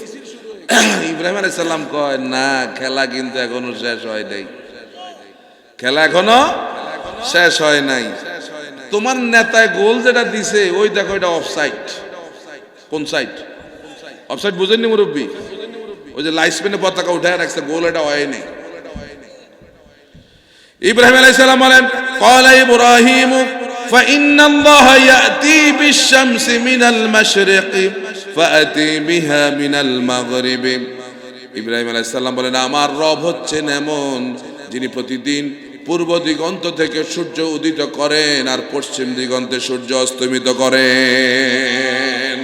নমরুদ, তুমি যদি রব হয়ে থাকো তাহলে একদিনের জন্য পশ্চিম দিগন্ত থেকে সূর্য উঠায়া দেখাও। পারবে নি? কথা বলেন, পারবে? ওর বাবা হইলে পারতো, দাদায় ওর 14 গোষ্ঠী কেউ পারবে? আল্লাহ বলেন, ফাবুহিতাল্লাযী কাফারা, সমস্ত কাফের গুলো হতভম্ব হয়ে গেল। কি জবাব দিবে? নেতায় কোনো জবাব। ওই যে 71 টেলিভিশন ডিবিসি যারা আসলে এরা থাক, লাইভ বন্ধ কর, বন্ধ কর, লাইভ বন্ধ কর। কারণ দেশের মানুষ যদি দেয়ালে তাহলে বেজাল আছে না নাই? নমরুদে টেবিলের নিচে মাথা দিয়ে বসে রয়েছে। আরে কি রে, কামটা করলো কি হুজুরে? আমাদের দেশে এরকম ঘটনা একটা ঘটে নাই, আপনারা জানেন না? ডক্টর এনায়েতুল্লাহ আব্বাসীর সঙ্গে শাহরিয়া মুরগি চোরা। কথা কন না আপনারা, কথা বলেন না কেন? তাহলে এই জাতি যত বুদ্ধিজীবী আর যত জীবী আছে, সব জীবী আসুক, একজন আলেমের সঙ্গে বসার জন্য যে যোগ্যতা থাকা দরকার তাদের সেই যোগ্যতা নাই। ঠিক কিনা বলেন? আমরা কথা বলি না, এরা চুপ করে দেয়। এরা মনে করছে আমরা কিছু জানি না। আমরা যে আবার জানি, আবার এরা আমাদেরকে জানে না। কত ভাষায় তারা আমাদেরকে অপমান করছে। কথা বলেন না কেন? আমাদেরকে বলে রাজাকার, আমাদেরকে বলে মৌলবাদী, আমাদেরকে সাম্প্রদায়িক, আমাদেরকে জঙ্গি। এরা এরা সেই আগের এরাই। কথা কন না কা? হ্যাঁ, সময় না পাল্টাইছে, সময় না পাল্টাইছে। এই জন্য আমাদেরকে সতর্ক থাকা লাগবে, আর সমস্ত আলেমদেরকে এক হয়ে যাওয়া দরকার। ঠিক কি না বলা? সাধারণ পাবলিকরা চায় সব আলেমরা এক হয়ে যায়। চাননি আপনারা? বেশি বেশি আল্লাহর দরবারে দোয়া করুন, আল্লাহ এই দেশের ওলামায়ে কেরামদেরকে তুমি এক করে দাও। বলেন আমিন। আমাদের প্রভু এক নবীর উম্মত, জীবন বিধানে ঐশী বাণী কোরআন। তবে কেন এক নও হে মুসলমান, এক হও করিয়া আহ্বান। ঠিক কিনা? আচ্ছা, আমাদের মত পার্থক্যের জায়গাটা কোথায় একটু খেয়াল করছেন আপনারা? দেখবেন, খেয়াল করলে এগুলা কোনো মত পার্থক্য জায়গায় নেই। যেমন ফজরের নামাজ ফরজ কয় রাকাত? জোহরের নামাজ 4 রাকাত, আসর, মাগরিব, এশা, ফজরের সুন্নত, জোহর 4 রাকাত, 6 রাকাত। জোহর কয় রাকাত? 6 রাকাত। আসর 4 রাকাত, এটা সুন্নতে জায়েদা মুআক্কাদা না। মাগরিব 2 রাকাত, এশা 6 রাকাত সুন্নত। এগুলো নিয়ে কোনো ঝামেলা আছে? ফরজ নিয়ে কোনো ঝামেলা আছে? ওয়াজিব নিয়ে কোনো ঝামেলা আছে? ঝামেলাটা কোন জায়গায়? মুনাজাত দিতে পারবো কি পারবো না এই জায়গায় কথা বলেন না কেন? এখন মুনাজাত দেওয়া কি ফরজ, ওয়াজিব, সুন্নত, কোনটা? মুস্তাহাব। কথা বলেন না কেন? এটা কি মুস্তাহাব। এরপরে জোরে আমিন বলবো না আস্তে আমিন বলবো, এটা কি ফরজ, ওয়াজিব, সুন্নত? এটা হলো মুস্তাহাব বিষয়। তাহলে দেখেন আমাদের মধ্যে ফরজ, ওয়াজিব, সুন্নত নিয়ে কোনো বেজাল, যত সব বেজাল হলো মুস্তাহাব বিষয় নিয়ে, ঠিক কিনা বলেন? এবার হাত কোন জায়গায় বাঁধবো? নাভির নিচে না বাঁধবো, নাভির বুকের উপর বাঁধবো, না হাত ছেড়ে দেবো, কোনটা? এটা নিয়ে ঝামেলা আছে না নাই? ওই যে মনের কষ্টে কয়ে আর কি, তিনজন মিলে গেছে নামাজ পড়তে। কয়জন? একজন হানাফি, একজন মালিকি, আর একজন আহলে হাদিস। তিনজনে গেছে নামাজ পড়তে। এখন হানাফি মাযহাবের লোকটা বলতেছে যে এই দেশে, আমি এই কথা দুঃখে এই জন্য বলি, আমাদের দেশে আহলে হাদিস মসজিদ হয়, আমাদের দেশে আহলে হাদিস মসজিদ। আমি গাইবান্ধা শহরে গেছি, লেখা আছে আহলে হাদিস মসজিদ। তোমার মসজিদের নাম আহলে হাদিস মসজিদ কেন হবে? মসজিদ আল্লাহর ঘর, এখানে কারো ব্যক্তি পূজা করার জন্য মসজিদ দেওয়া হয় না, ঠিক কিনা বলেন? মসজিদ কার ঘর? তিনজনে নামাজ পড়তেছে। বেজালটা কোন জায়গায় দেখেন ভাই, পায়ে হাত দিয়া বলি, এই দূরত্ব যতদিন না কমবে এ দেশের মুসলমানরা ততদিন মার খাবেই, ঠিক আছে কিনা? হানাফি মাযহাবের লোক বলতেছে এই দেশে যেহেতু আমাদের মাসলাকের লোক বেশি, ইমামতি আমি করব। যান সামনে গিয়ে আল্লাহু আকবার বলে হাত বাঁধছে নাভির উপরে। মালিকি মাযহাবের লোকটা পিছন ধরে পাঞ্জাবি ধরে টান দিয়া বলে, মিয়া তোমার কি নামাজ হয় নাকি? নামাজ কেমনে পড়তে হয় আমার দেখে নামাজ শিখা। সে সামনে যে আল্লাহু আকবার বলে হাত একটা ছেড়ে দিস। এই যে আমার ভাই আমার সঙ্গে এই যে মসজিদে হারামে না দেখা হয়েছে, জানো হারামে দেখা হয়েছে, সেখানে যায় দেখেন কত রকমের মানুষ কত রকম নামাজ পড়তেছে, কেউ কারো কোনো বাধা দেয় না। আহলে হাদিস ভাই পিছনে পাঞ্জাবিদের টান দিয়া বলে, মিয়া তোমার কি নামাজ হয় নাকি? নামাজ কেমনে পড়তে হয় আমার দেখে নামাজ শিখো। সে সামনে যে আল্লাহু আকবার বলে হাত বাঁধছে বুকের উপরে আর ফাটা ফাঁক করছে। বাহির থেকে এক মুসল্লি এই দৃশ্য দেখছে, সে ভিতরে যায় বলে, মিয়া তোমাদের তিনজনের একজনের তো নামাজ হয় নাই, নামাজ কেমনে পড়তে হয় আমার দেখে নামাজ শিখো। সে আল্লাহু আকবার বলে হাত বাঁধছে কপালের উপরে। কোন জায়গায়? তিনজনে এমন মেজাজ গরম হয়েছে, কি আমাদের নামাজ হয় না তোমারটা হয়? মিয়া আমাদের নাভিতে হাত বাঁধাতে কোনো দোষ নাই, বুকের উপর বাঁধাতে কোনো দোষ নাই, হাত ছেড়ে দেওয়াতে কোনো দোষ নাই। বর্তমানে মুসলমানদের মূল দোষ হইল কপালের দোষ। আমি ওলামায়ে কেরামদেরকে বলবো, পায়ে হাত দিয়া বলবো, আপনার এগুলো এই যে ইমামদের যে মতামত এগুলো সব হাদিসের মধ্যে আছে। এই জন্য আমি নোয়াখালী ইসলামিয়া কামিল মাদ্রাসায় লেখাপড়া করছি, আমার ওস্তাদ আমার বলছে তুমি রফে দেন সবার সামনে করে না, যেহেতু আমাদের দেশে হানাফি মাযহাবের লোকজন বেশি, রফে দেন না তুমি একা একা ঘরে করে নিও, কারণ এটা রাসূলে করছেন, রাসূলে করছেন, প্রয়োজনে ঘরের কইও। কথা বুঝে আসছে কিনা? আরব দেশে যায় দেখেন তারা নামাজ পড়ে, আহারে। আর আমাদের দেশে যত সব গন্ডগোল, এই নামাজ দিয়ে আজকে কত দল বিভক্ত হয়ে গেছে, ঠিক কিনা বলেন? এরপর টুপি দিয়ে মুসলমান আলাদা হয়ে গেছে, পাঞ্জাবি দিয়ে মুসলমান আলাদা হয়ে গেছে। আমরা যত আলাদা হব কাফের মুশরিক রাম বাম আর ভারতের দালালদের তত সুবিধা হবে। কি কথা ঠিক কিনা বলেন? এই জন্য সকল ভেদাভেদ ভুলে গিয়ে, ফতুয়ার রেশারেশি ভুলে গিয়ে বাংলার মুসলমানদেরকে এক হয়ে যাওয়া দরকার, ঠিক কিনা? আমরা কি চাই সবাই? কারা কারা চাই দুহাত দেখে আল্লাহকে।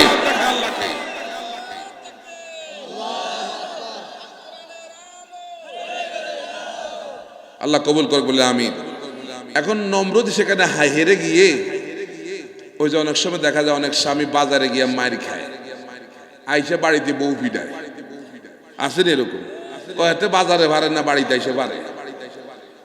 এখন নমরুদ যখন ইব্রাহিম আলাইহিস সালাম পারলো না, সেবার বলতেছে হাররিকুহু ওয়ানসুরু আলিহাতাকুম ইন কুনতুম ফাইলিন। সে বলল এরে অগ্নিকুণ্ডে নিক্ষেপ করো। আইন পাশ হয়ে গেছে, কারণ নমরুদের কথাই তো আইন। দেশে কি তখন বিচার আদালত আসিল? ওই যে ওই ভবন থেকে যা বলতো এটাই তো আইন। কথা বলেন না কা? গণভবন থেকে যেটা বলা হইতো এটাই তো আইন, ইশারা তো এইটাই। কিসের বিচারক আর কিসের কি? প্রিয় ভাইরা আমার, সিদ্ধান্ত ফাইনাল হয়ে গেল, ইব্রাহিম আলাইহিস সালামকে আগুনের মধ্যে ফেলে দিবে। বিরাট অগ্নিকুণ্ড নির্মাণ হয়ে গেল। অনেক দূর থেকে সরকির মধ্যে ইব্রাহিমকে বেঁধে টান দিয়া সে আগুনের মধ্যে ফেলবে। ইব্রাহিম আলাইহিস সালামকে উলঙ্গ করে ফেলা হলো। ইব্রাহিম আলাইহিস সালাম চিন্তায় পড়ে গেলেন। আল্লাহ রাব্বুল আলামিন বললেন, খলিল ইব্রাহিম, মনে কষ্ট নিয়েন না, কিয়ামতের দিন আমি রব্বুল আলামিন যখন কোনো মানুষের গায়ে কোনো পোশাক থাকবে না, ওই দিন আমি আল্লাহ আপনাকে সবার আগে পোশাক পরাবো।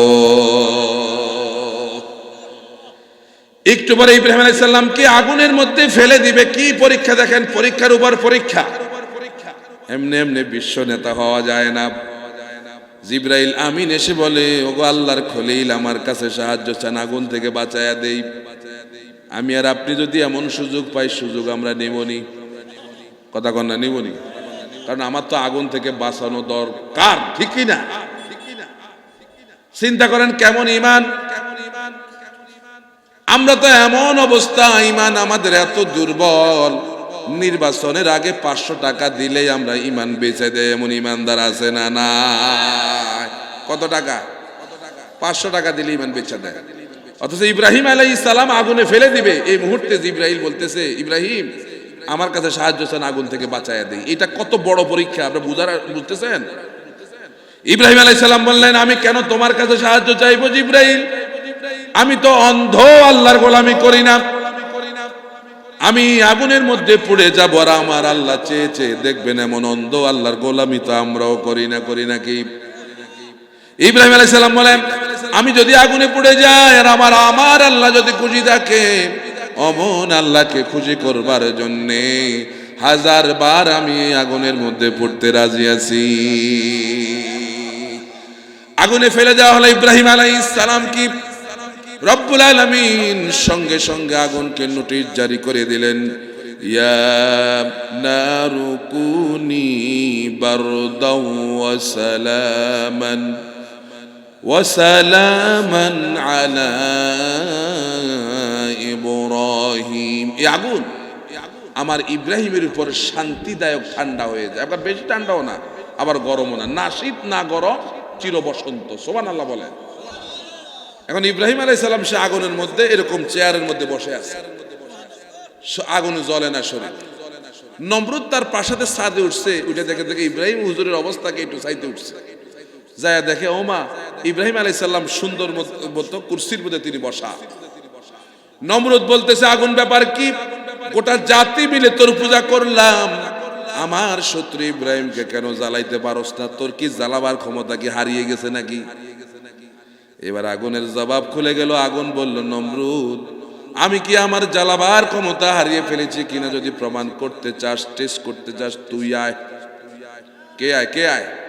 তুই আয়, তোরে সুদ্ধা তামাম জমিনটা আমি জ্বালায়া দিতে পারি, কিন্তু আল্লাহর খলিলের গায়ের একটা পশম আমি জ্বালাইতে পারি না। আল্লাহ রাব্বুল আলামিন ইব্রাহিম আলাইহিস সালামকে আগুন থেকে মুক্তি দিয়া দিলেন। এবার ইব্রাহিম আলাইহিস সালাম বলছেন, ইন্নী যাহিবুন ইলা রাব্বি সায়াহদিন। রব্বুল আলামিন এই দেশে আর থাকবো না, যেই দেশে তার বাবা তার সন্তানকে আগুনে ফেলে দেয়, এমন দেশে আর আমি থাকবো না। আল্লাহ তুমি আমার পথ দেখায় নিয়ে যাও। আল্লাহ বলেন, وَنَجَّيْنَاهُ وَلُوطًا إِلَى الْأَرْضِ الَّتِي بَارَكْنَا فِيهَا لِلْعَالَمِينَ।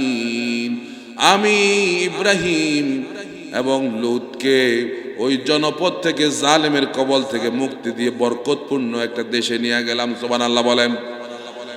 এই আয়াত থেকে আমাদের সকলের জন্য শিক্ষা আছে। দেখেন আল্লাহ বলছেন ইব্রাহিম ও হুদ আর ইব্রাহিমের কে বোঝানো হয়েছে, আর লূত আলাইহিস সালাম ছিলেন ইব্রাহিম আলাইহিস সালামের ভ্রাতুষ্পুত্র। তাদের সঙ্গে আরো একজন লোক ছিল, ইব্রাহিম আলাইহিস সালামের স্ত্রী সায়রা আলাইহিস সালামের সঙ্গে ছিলেন, কিন্তু আল্লাহ এখানে নাম নেয় নাই। শুনতেছেন নি কথা? শুনতেছেন? দেখেন আল্লাহ সায়রা আলাইহিস সালামের নাম কেন নিলেন না? কারণ মহিলাদের নাম যত গোপন থাকে এটা ততই মঙ্গল, ঠিক কিনা বলেন? ঠিক কিনা? এটা আল্লাহ পাক বিশ্ববাসীকে আদব শিখাইছেন যে আমার বান্দারা মহিলাদেরকে নিয়ে তো লাফালাফি ভাড়াভাড়ি করার কোনো দরকার নাই, ঠিক কিনা বলেন? এগুলো গোপন জিনিস, গোপন থাকবে। আপনি আপনার স্ত্রীকে বিবাহ পরে সুন্দর করে সাজায় গুছায় মোটর সাইকেলে নিয়ে উনি এলাকায় এলাকায় ঘুরায়। কথা কন না, এরকম ঘুরাইছেন নি আপনারা? মুরব্বী ঘুরাইছেন নি? ঘুরায়। আর কয় শুধু আমার বউরে দেখার হক কি শুধু আমার আসেনি, এলাকাবাসীর হক আছে না? ওই জন্য এলাকায় ঘুরায় ঘুরায় উনি হক আদায় করে। এ কাজ আর করবেন না, যারা নতুন বিয়ে করছেন করবেন না এ কাজ। এবার ফেসবুকের মধ্যে নতুন বড় ছবি দিয়ে দেয়, এর সাথে খাটাস আল্লাহর জমিদার একটাও নাই। নির্লজ্জ বেহায়া আল্লাহর জমিনের একটাও নেই। যারা নিজের বউরে আরেকজনকে দেখায়, এর চাইতে বেহায়া পৃথিবীতে আর একটা হইতে পারে না। আল্লাহ আপনার এই সুন্দরী বউর ব্যবস্থা করে দিচ্ছেন, এটা আপনি নিজে দেখবেন, আরেকজনে দেখাবেন কেন? আল্লাহ পাক এখানে নাম পর্যন্ত নেয়নি। আর আপনারা তাদেরকে রাস্তায় যত বেশি নামাইতে পারবেন তত বেশি আপনার দেশের মঙ্গল চিন্তা করেন। যে দেশের নারীরা ক্ষমতায়ন পাকাপোক্ত হয়, নারীরা ক্ষমতায় বেশি থাকে, ওই দেশে রাসূল বলেন ওই দেশের পুরুষরা জমিনের নিচে চলে যাওয়া দরকার। কি ঠিক আছে নি? ঠিক আছে নি? আর রিজালু কাওয়ামুনা আলান নিসা, আল্লাহ পাক পুরুষদেরকে বানাইছেন নারীদের পরিচালক। আর এখন বিগত দিনে আল্লাহ যদি এখন আমাদেরকে বাঁচায় আর কি, যদি সামনে যেই আসুক আল্লাহ যেন এই দেশে একজন পুরুষ পরিচালক বানায় দেয়। বলেন আমিন, বলেন আমিন। কারণ যে দেশে মহিলা পরিচালক থাকে ওই দেশের উপর রহমত থাকে না। যেই পরিবারের মহিলা পরিচালক হয় ওই পরিবারে কোনো দিন শান্তি আসবে না। কি ঠিক কিনা? আমাদের অনেক পুরুষদেরকে এখন আলসে বানালিস। কেমনে? আমাদের তো এখন বাজার ঘাটার করণ লাগে না। আমার পাঞ্জাবিটা কিনে দেবে আমার বউয়ে, তোমার রুচি টুচি আগের মতন নাই, তোমার চয়েস সুন্দর না, এই জন্য বাজার থেকে যায় সে আমার পাঞ্জাবি কিনে, আমার পায়জামা কিনে, আমার লুঙ্গি কিনে, আমার যা যা দরকার সে যা বাজার থেকে কিনে আনে। কিন্তু আমি তার আমার বোর জন্য যেটা কিনে নেই ওটা তার পছন্দ হয় না। কথা বলেন না কা?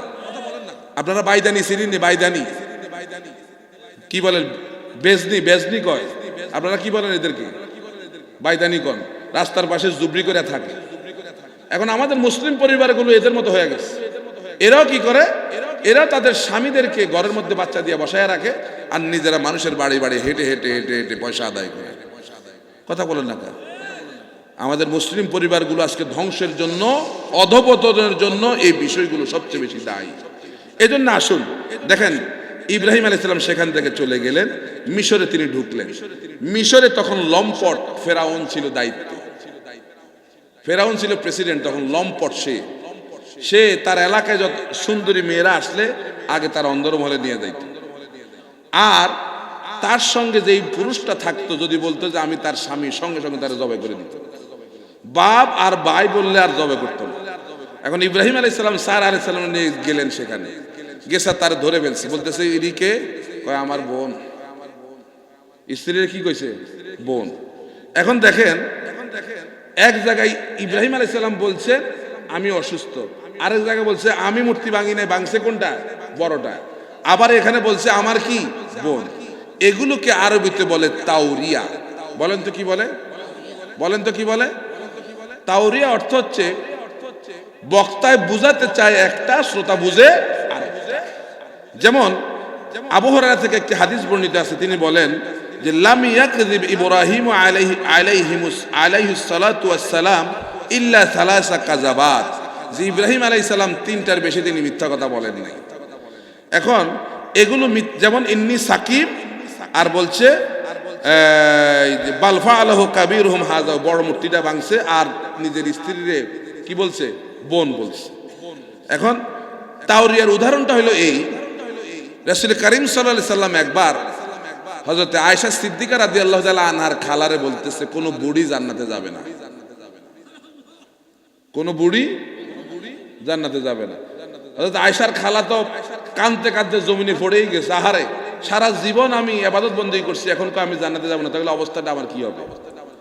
রাসূল কয় খালা আপনি কাঁদেন না, আপনি যখন জান্নাতে যাবেন এরকম বুড়ি থাকবেন না, আল্লাহ পাক আপনাকে 18 বছর মতান্তরে 20 বছরের ভরা যৌবন দিয়ে যুবতী করে জান্নাতে পৌঁছায়া দিবেন। রাসূল করিম সাল্লাল্লাহু আলাইহি সাল্লাম আরেকটা তাওরিয়ার উদাহরণ দেই। রাসূল করিম সাল্লাল্লাহু আলাইহি সাল্লাম হিজরতের রাতে বন্ধু আবু বকরকে নিয়ে চলছেন। রাসূল সামনে, আবু বকর পেছনে। রাসূল রুমাল মুড়ি দিয়ে আছেন, কেউ যাতে না চিনে। আবু বকর মুখ খোলা। লোকেরা আবু বকরের প্রশ্ন করে যিনি সামনে আছেন ইনি কে? তিনি বলতেছেন হাজার রাজুলু ইয়াহদিনি তরিক, ইনি এমন এক ব্যক্তি যিনি আমাদেরকে পথ দেখায় নিয়ে যায়। লোকটা মনে করছে যে সাধারণ কোন রাহাবার টাওয়ার হইব, আবু বকর পথ চিনে না, তারে দেখায় পথ দেখায় নিয়ে যায়। কিন্তু আবু বকর এটা বুঝাতে চান নাই। আবু বকর বুঝাইতে চেয়েছেন ইয়াহদিনি ইলা তরিকিল জান্নাহ, ইনি এমন এক মহামানব যিনি আমাদেরকে জান্নাতের পথ দেখায় নিয়ে যায়। আল্লাহু আকবার বলেন না। তাহলে এগুলো হলো তাওরিয়া, এগুলো মিথ্যা না, এগুলো মানে হিকমত। হ্যাঁ, এগুলো হিকমত। বক্তা বুঝাতে চায় একটা, শ্রোতা বুঝে আরেকটা। তাহলে এগুলা দিয়ে আমরা নবী রাসূলদের মিথ্যা বলছেন এই কথা আমরা বলতে পারবো না। আল্লাহ রাব্বুল আলামিন আমাদেরকে হেফাজত করুক বলে আমিন। আরো অনেকগুলো পরীক্ষা আছে, আজকে আর রাত্রে আপনাদেরকে আর কষ্ট দিতে চাই না। ইব্রাহিম আলাইহিস সালামের সবচেয়ে বড় পরীক্ষা হলো এই অগ্নিকুণ্ডের পরীক্ষা।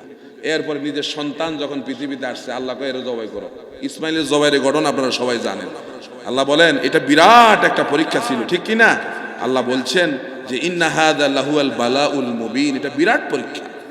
সুতরাং ইব্রাহিম আলাইহিস সালাম এই সবগুলো পরীক্ষা দেওয়ার পরে এবার আল্লাহ বলেন ইন্নী জাইলুকা লিন-নাসি ইমামা, আমি তোমাকে বিশ্ব নেতা বানায়া দিলাম। সুবহানাল্লাহ বলেন। এজন্য আগামীর বাংলাদেশ যদি ইসলামের বাংলাদেশ আমাদেরকে যদি বানাইতে হয়, তাহলে প্রত্যেক ওয়ার্ডে, প্রত্যেক ইউনিয়নে এরকম পরীক্ষিত যোগ্য নেতার দরকার আছে না নাই? বলেন দরকার আছে না নাই? যাদের কাছে দেশ নিরাপদ থাকবে, সমাজ নিরাপদ থাকবে, যাদের কাছে জনগণের জানমালের হেফাজত থাকবে, জনগণের সম্পদ যাদের কাছে নিরাপদ থাকবে, এরকম যোগ্য নেতার দরকার আছে না নাই? এমন না যারা ৩৬,০০০ কোটি টাকা পাচার করে দিবে, এমন অযোগ্য নেতার দরকার আছে নাকি আমাদের দেশে? কথা বলেন না ভাইরা। আমাদের দেশে ইসলামী শাসন ব্যবস্থা কায়েম হলে কেমন হবে, বিগত দিনে দুইজন ইসলামী নেতা আমাদেরকে দেখায় গেছে। আপনাদের মনে নাই? মনে নাই? শহীদ আল্লামা শেখ মতিউর রহমান নিজামী নওয়ারাল্লাহু মারকাদাহু ওয়া জাআলাল জান্নাতা মাসওয়া, বলেন আমিন। আর শহীদ আলী আহসান মোহাম্মদ মুজাহিদ, আলী আহসান মোহাম্মদ মুজাহিদ নওয়ারাল্লাহু মারকাদাহু ওয়া জাআলাল জান্নাতা মাসওয়া, তার ব্যাপারে একটা কথা আমি জানি। দেখেন কেমন সৎ ছিলেন তিনি। ওই যে কোন মন্ত্রণালয়ে যেন ছিলেন, সমাজ কল্যাণ মন্ত্রণালয়ে ছিলেন। দেখেন তার ছেলে আলী আহমদ আবরার, মাবরুর আলী আহমদ মাবরুর, সে কলেজে যাবে। তিনি তখন সরকারের মন্ত্রী। তিনি বলতেছেন বাবা আপনি তো এই পথেই, আমার কলেজের এই পথেই আপনি মন্ত্রণালয়ে যাচ্ছেন, আমারে আপনি পথে আপনার গাড়িতে নিয়ে আমার পথে নামায়া দিয়ে। তিনি বলতেছেন বাবা ধরো, পকেট থেকে 50 টাকার নোট দিয়ে বলছেন যাও, এটা নিয়ে ভাড়া দিয়ে যাও, তোমার জন্য দেয় না, এটা তোমার বাবা সরকারের মন্ত্রণালয়ে চাকরি করে, এজন্য তার জন্য সরকারি গাড়ি দিচ্ছে। 2006 থেকে 2008 পর্যন্ত এই দেশে আর্মিরা শাসন করছে না? কথা বলেন, শাসন করছে না? কত দুর্নীতিবাজদেরকে জেলখানার মধ্যে বন্দী করছে। তারা এই 2-3টা মন্ত্রণালয় চালাইছেন, আমাদের এই দুইজন মন্ত্রী 3টা মন্ত্রণালয় চালাইছেন। তারা মাইক্রোস্কোপ যন্ত্র দিয়ে পরীক্ষা করছে, 1 পয়সার দুর্নীতিও তারা খুঁজে পায় না। তাইলে এরকম সৎ এবং যোগ্য নেতৃত্ব আমাদের সমাজে প্রতিষ্ঠিত হোক, আমরা কি সবাই চাই? আল্লাহ যেন এই দেশটাকে কোরআনের রাজ কায়েম হওয়ার জন্য সেই সুন্দর ব্যবস্থা যেন করে দেখ বলে আমিন। প্রত্যেকে যেন প্রত্যেকের জায়গা থেকে আল্লাহর কোরআনের রাজ কায়েমের জন্য আমরা যেন ময়দানে কাজ করতে পারি। আর কোনো হেকমতের দরকার নেই। আমি এখন হেকমত অবলম্বন করছি, আর কিসের হেকমত? এখন মদিনা জিন্দেগি চলতেছে, এখন কিসের হেকমত? কথা বলেন না কেন? আমি এখন কথা বললে আমার চাকরি চলে যাবে, আমার এই হবে সেই হবে, অমুক হুজুরে আমার খারাপ মনে করবে। আর কোনো হেকমতের কোনো প্রয়োজন নাই। কিসের বলেন হেকমত? কি ঠিক কিনা বলেন? এটি কিসের হেকমত? এখন মদিনা জিন্দেগি চলতেছে, কোরআনের রাজ কায়েম না হওয়া পর্যন্ত আমাদের কোনো গুম, আমাদের কোনো তন্দ্রা যেন আমাদেরকে যেন অসুস্থ করতে না পারে। ঠিক কিনা বলেন? ঠিক কিনা বলেন? এখন মদিনা জিন্দেগি চলতেছে, আল্লাহর কাছে কি জবাব দেবেন? এত সুন্দর পরিবেশ পাওয়ার পরও এদেশে কোরআনের রাজ যদি আমরা কায়েম করতে না পারি, আল্লাহর কাছে চেহারা দেখাইতে পারবেন। কি কথা ঠিক বললাম না ভুল বললাম? ঠিক বললাম না ভুল বললাম? এ দেশটাকে আমরা সকলে মিলে কোরআন দিয়ে সাজাতে চাই। আমি আমার ভাইদেরকে বলি, যারা ভিন্ন চিন্তার আছেন আপনাদেরকেও বলি, 54 বছর তো দেখছেন এদেশে সরকারের হাত বদল হয়েছে, সরকারের হাত বদল হয়েছে, কিন্তু জাতির ভাগ্যের কোনো পরিবর্তন হয় নাই। কেউ এদেশে শান্তি দিতে পারে নাই। অন্তত একটা বার একটা বার ইসলামের সুযোগ দেন না, আল্লাহর কোরআনরে একটা বার সুযোগ দেন না। দেখেন না কোরআন দিয়ে দেশ চললে কেমন হয় দেশটা, যদি একটা বার দেখেন। ওই যে আমার আগে আমাদের আব্দুর রহমান হামিদি সাহেব বলছেন, কথা সত্য বলেছেন, 10টা বছর শুধু সুযোগ দেন, 10টা বছর এই দেশে যাকাত নেওয়ার মতো লোক খুঁজে পাওয়া যাবে না, ঠিক কিনা? আফগানিস্তান স্বাধীন হয়েছে, অনেকে বলছে আফগানিস্তান না খায়া মরবে, বলছেনি? অথচ আফগানিস্তানে আল্লাহ পাক এত সম্পদ দিলেন, তারা আল্লাহরে ভয় করছে, আল্লাহরে বন্ধু বানাইছে, আমেরিকারে বন্ধু বানায় নাই, রাশিয়ারে বানায় নাই। আমরা এখনো আবার ভুল করতেছি, ভারতের বন্ধুত্ব বাদ দিয়ে এখন আমরা আমেরিকার আবার বন্ধু বানাই দিয়েছি, আবার ভুল করতেছি। মুসলমান আল্লাহরে বন্ধু বানান, ভারত আমেরিকা এরপরে পাকিস্তান চীন রাশিয়া আমাদের কোনো উপকারে আসবে না। এরা তাদের স্বার্থের জন্য আমাদেরকে সঙ্গে নেয়, এরা তাদের স্বার্থের জন্য আমাদেরকে সঙ্গে নেয়, ঠিক কিনা বলেন? স্বার্থ ফুরায় গেলে এটা আল্লাহর কথা, তো যে ওরা অতদিন পর্যন্ত তোমারে পছন্দ করবে না যতদিন না পর্যন্ত তুমি ওদের মূর্তিগুলোরে প্রণাম করো, তাদের কথা মানো, তাদের উপর ঈমান আনো, ততদিন পর্যন্ত এরা তোমারে বিশ্বাস করবে না। কিন্তু আমরা না এদের বিশ্বাস করি সব দিয়া লাই, কথা বলেন না কেন?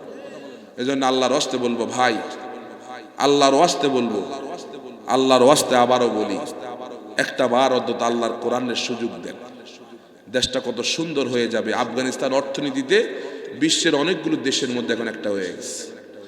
সম্পদের অভাব নেই, আমাদের দেশের সম্পদের কোনো অভাব নেই, শুধু অভাব হইল সৎ এবং যোগ্য নেতৃত্বের অভাব। আসুন আমরা প্রত্যেকে এরকম সৎ এবং যোগ্য নেতৃত্ব তৈরি করি, প্রত্যেকের জায়গা থেকে আমরা সৎ হয়ে যাওয়ার চেষ্টা করি। আল্লাহ রাব্বুল আলামিন আমাদেরকে তৌফিক দান করুক। এই যে মাদ্রাসা সালেহ আবাদ MN ফাজিল ডিগ্রি মাদ্রাসা, এগুলো হচ্ছে আমাদের এরকম সৎ এবং যোগ্য নেতৃত্ব তৈরি করার প্রোডাকশন হাউস, ঠিক কিনা? ঠিক কিনা বলেন? তাহলে এই মাদ্রাসাগুলোকে আপনারা সবসময় সহযোগিতা করবেন, সবসময় এগুলোর সহযোগিতা করবেন, কারণ এগুলো টিকে থাকলে ইসলাম টিকে থাকবে, কথা বলেন না কা? এগুলো টিকে থাকলে তো ইসলাম টিকে থাকবে, আর এগুলো শেষ হয়ে গেলে ইসলাম কি শেষ? শেষ। এখন ইসলাম যাটুকু আছে মাদ্রাসা মসজিদের মধ্যে আছে, কথা বলেন না কা? অনেক খানকার মধ্যে এখন ইসলাম নাই, ঠিক কিনা বলেন? পীরের ভাই মারামারি আছে না নাই? ইসলাম নাই সেখানে। আল্লাহ রাব্বুল আলামিন আমাদের সকলকে মাদ্রাসাগুলোকে টিকায় রাখবার সেই তৌফিক দান করুক, বলে আমিন। আকুলু কাওলি হাযা ওয়াস্তাগফিরুল্লাহ লি ওয়া লাকুম ওয়া লিসাইরিল মুসলিমিনা মিন কুল্লি জামমিন ফাস্তাগফিরুহু ইন্নাহু আত-তাওয়াবুর রাহিম। ওয়াসসালামু আলাইকুম ওয়া রাহমাতুল্লাহি ওয়া বারাকাতুহু।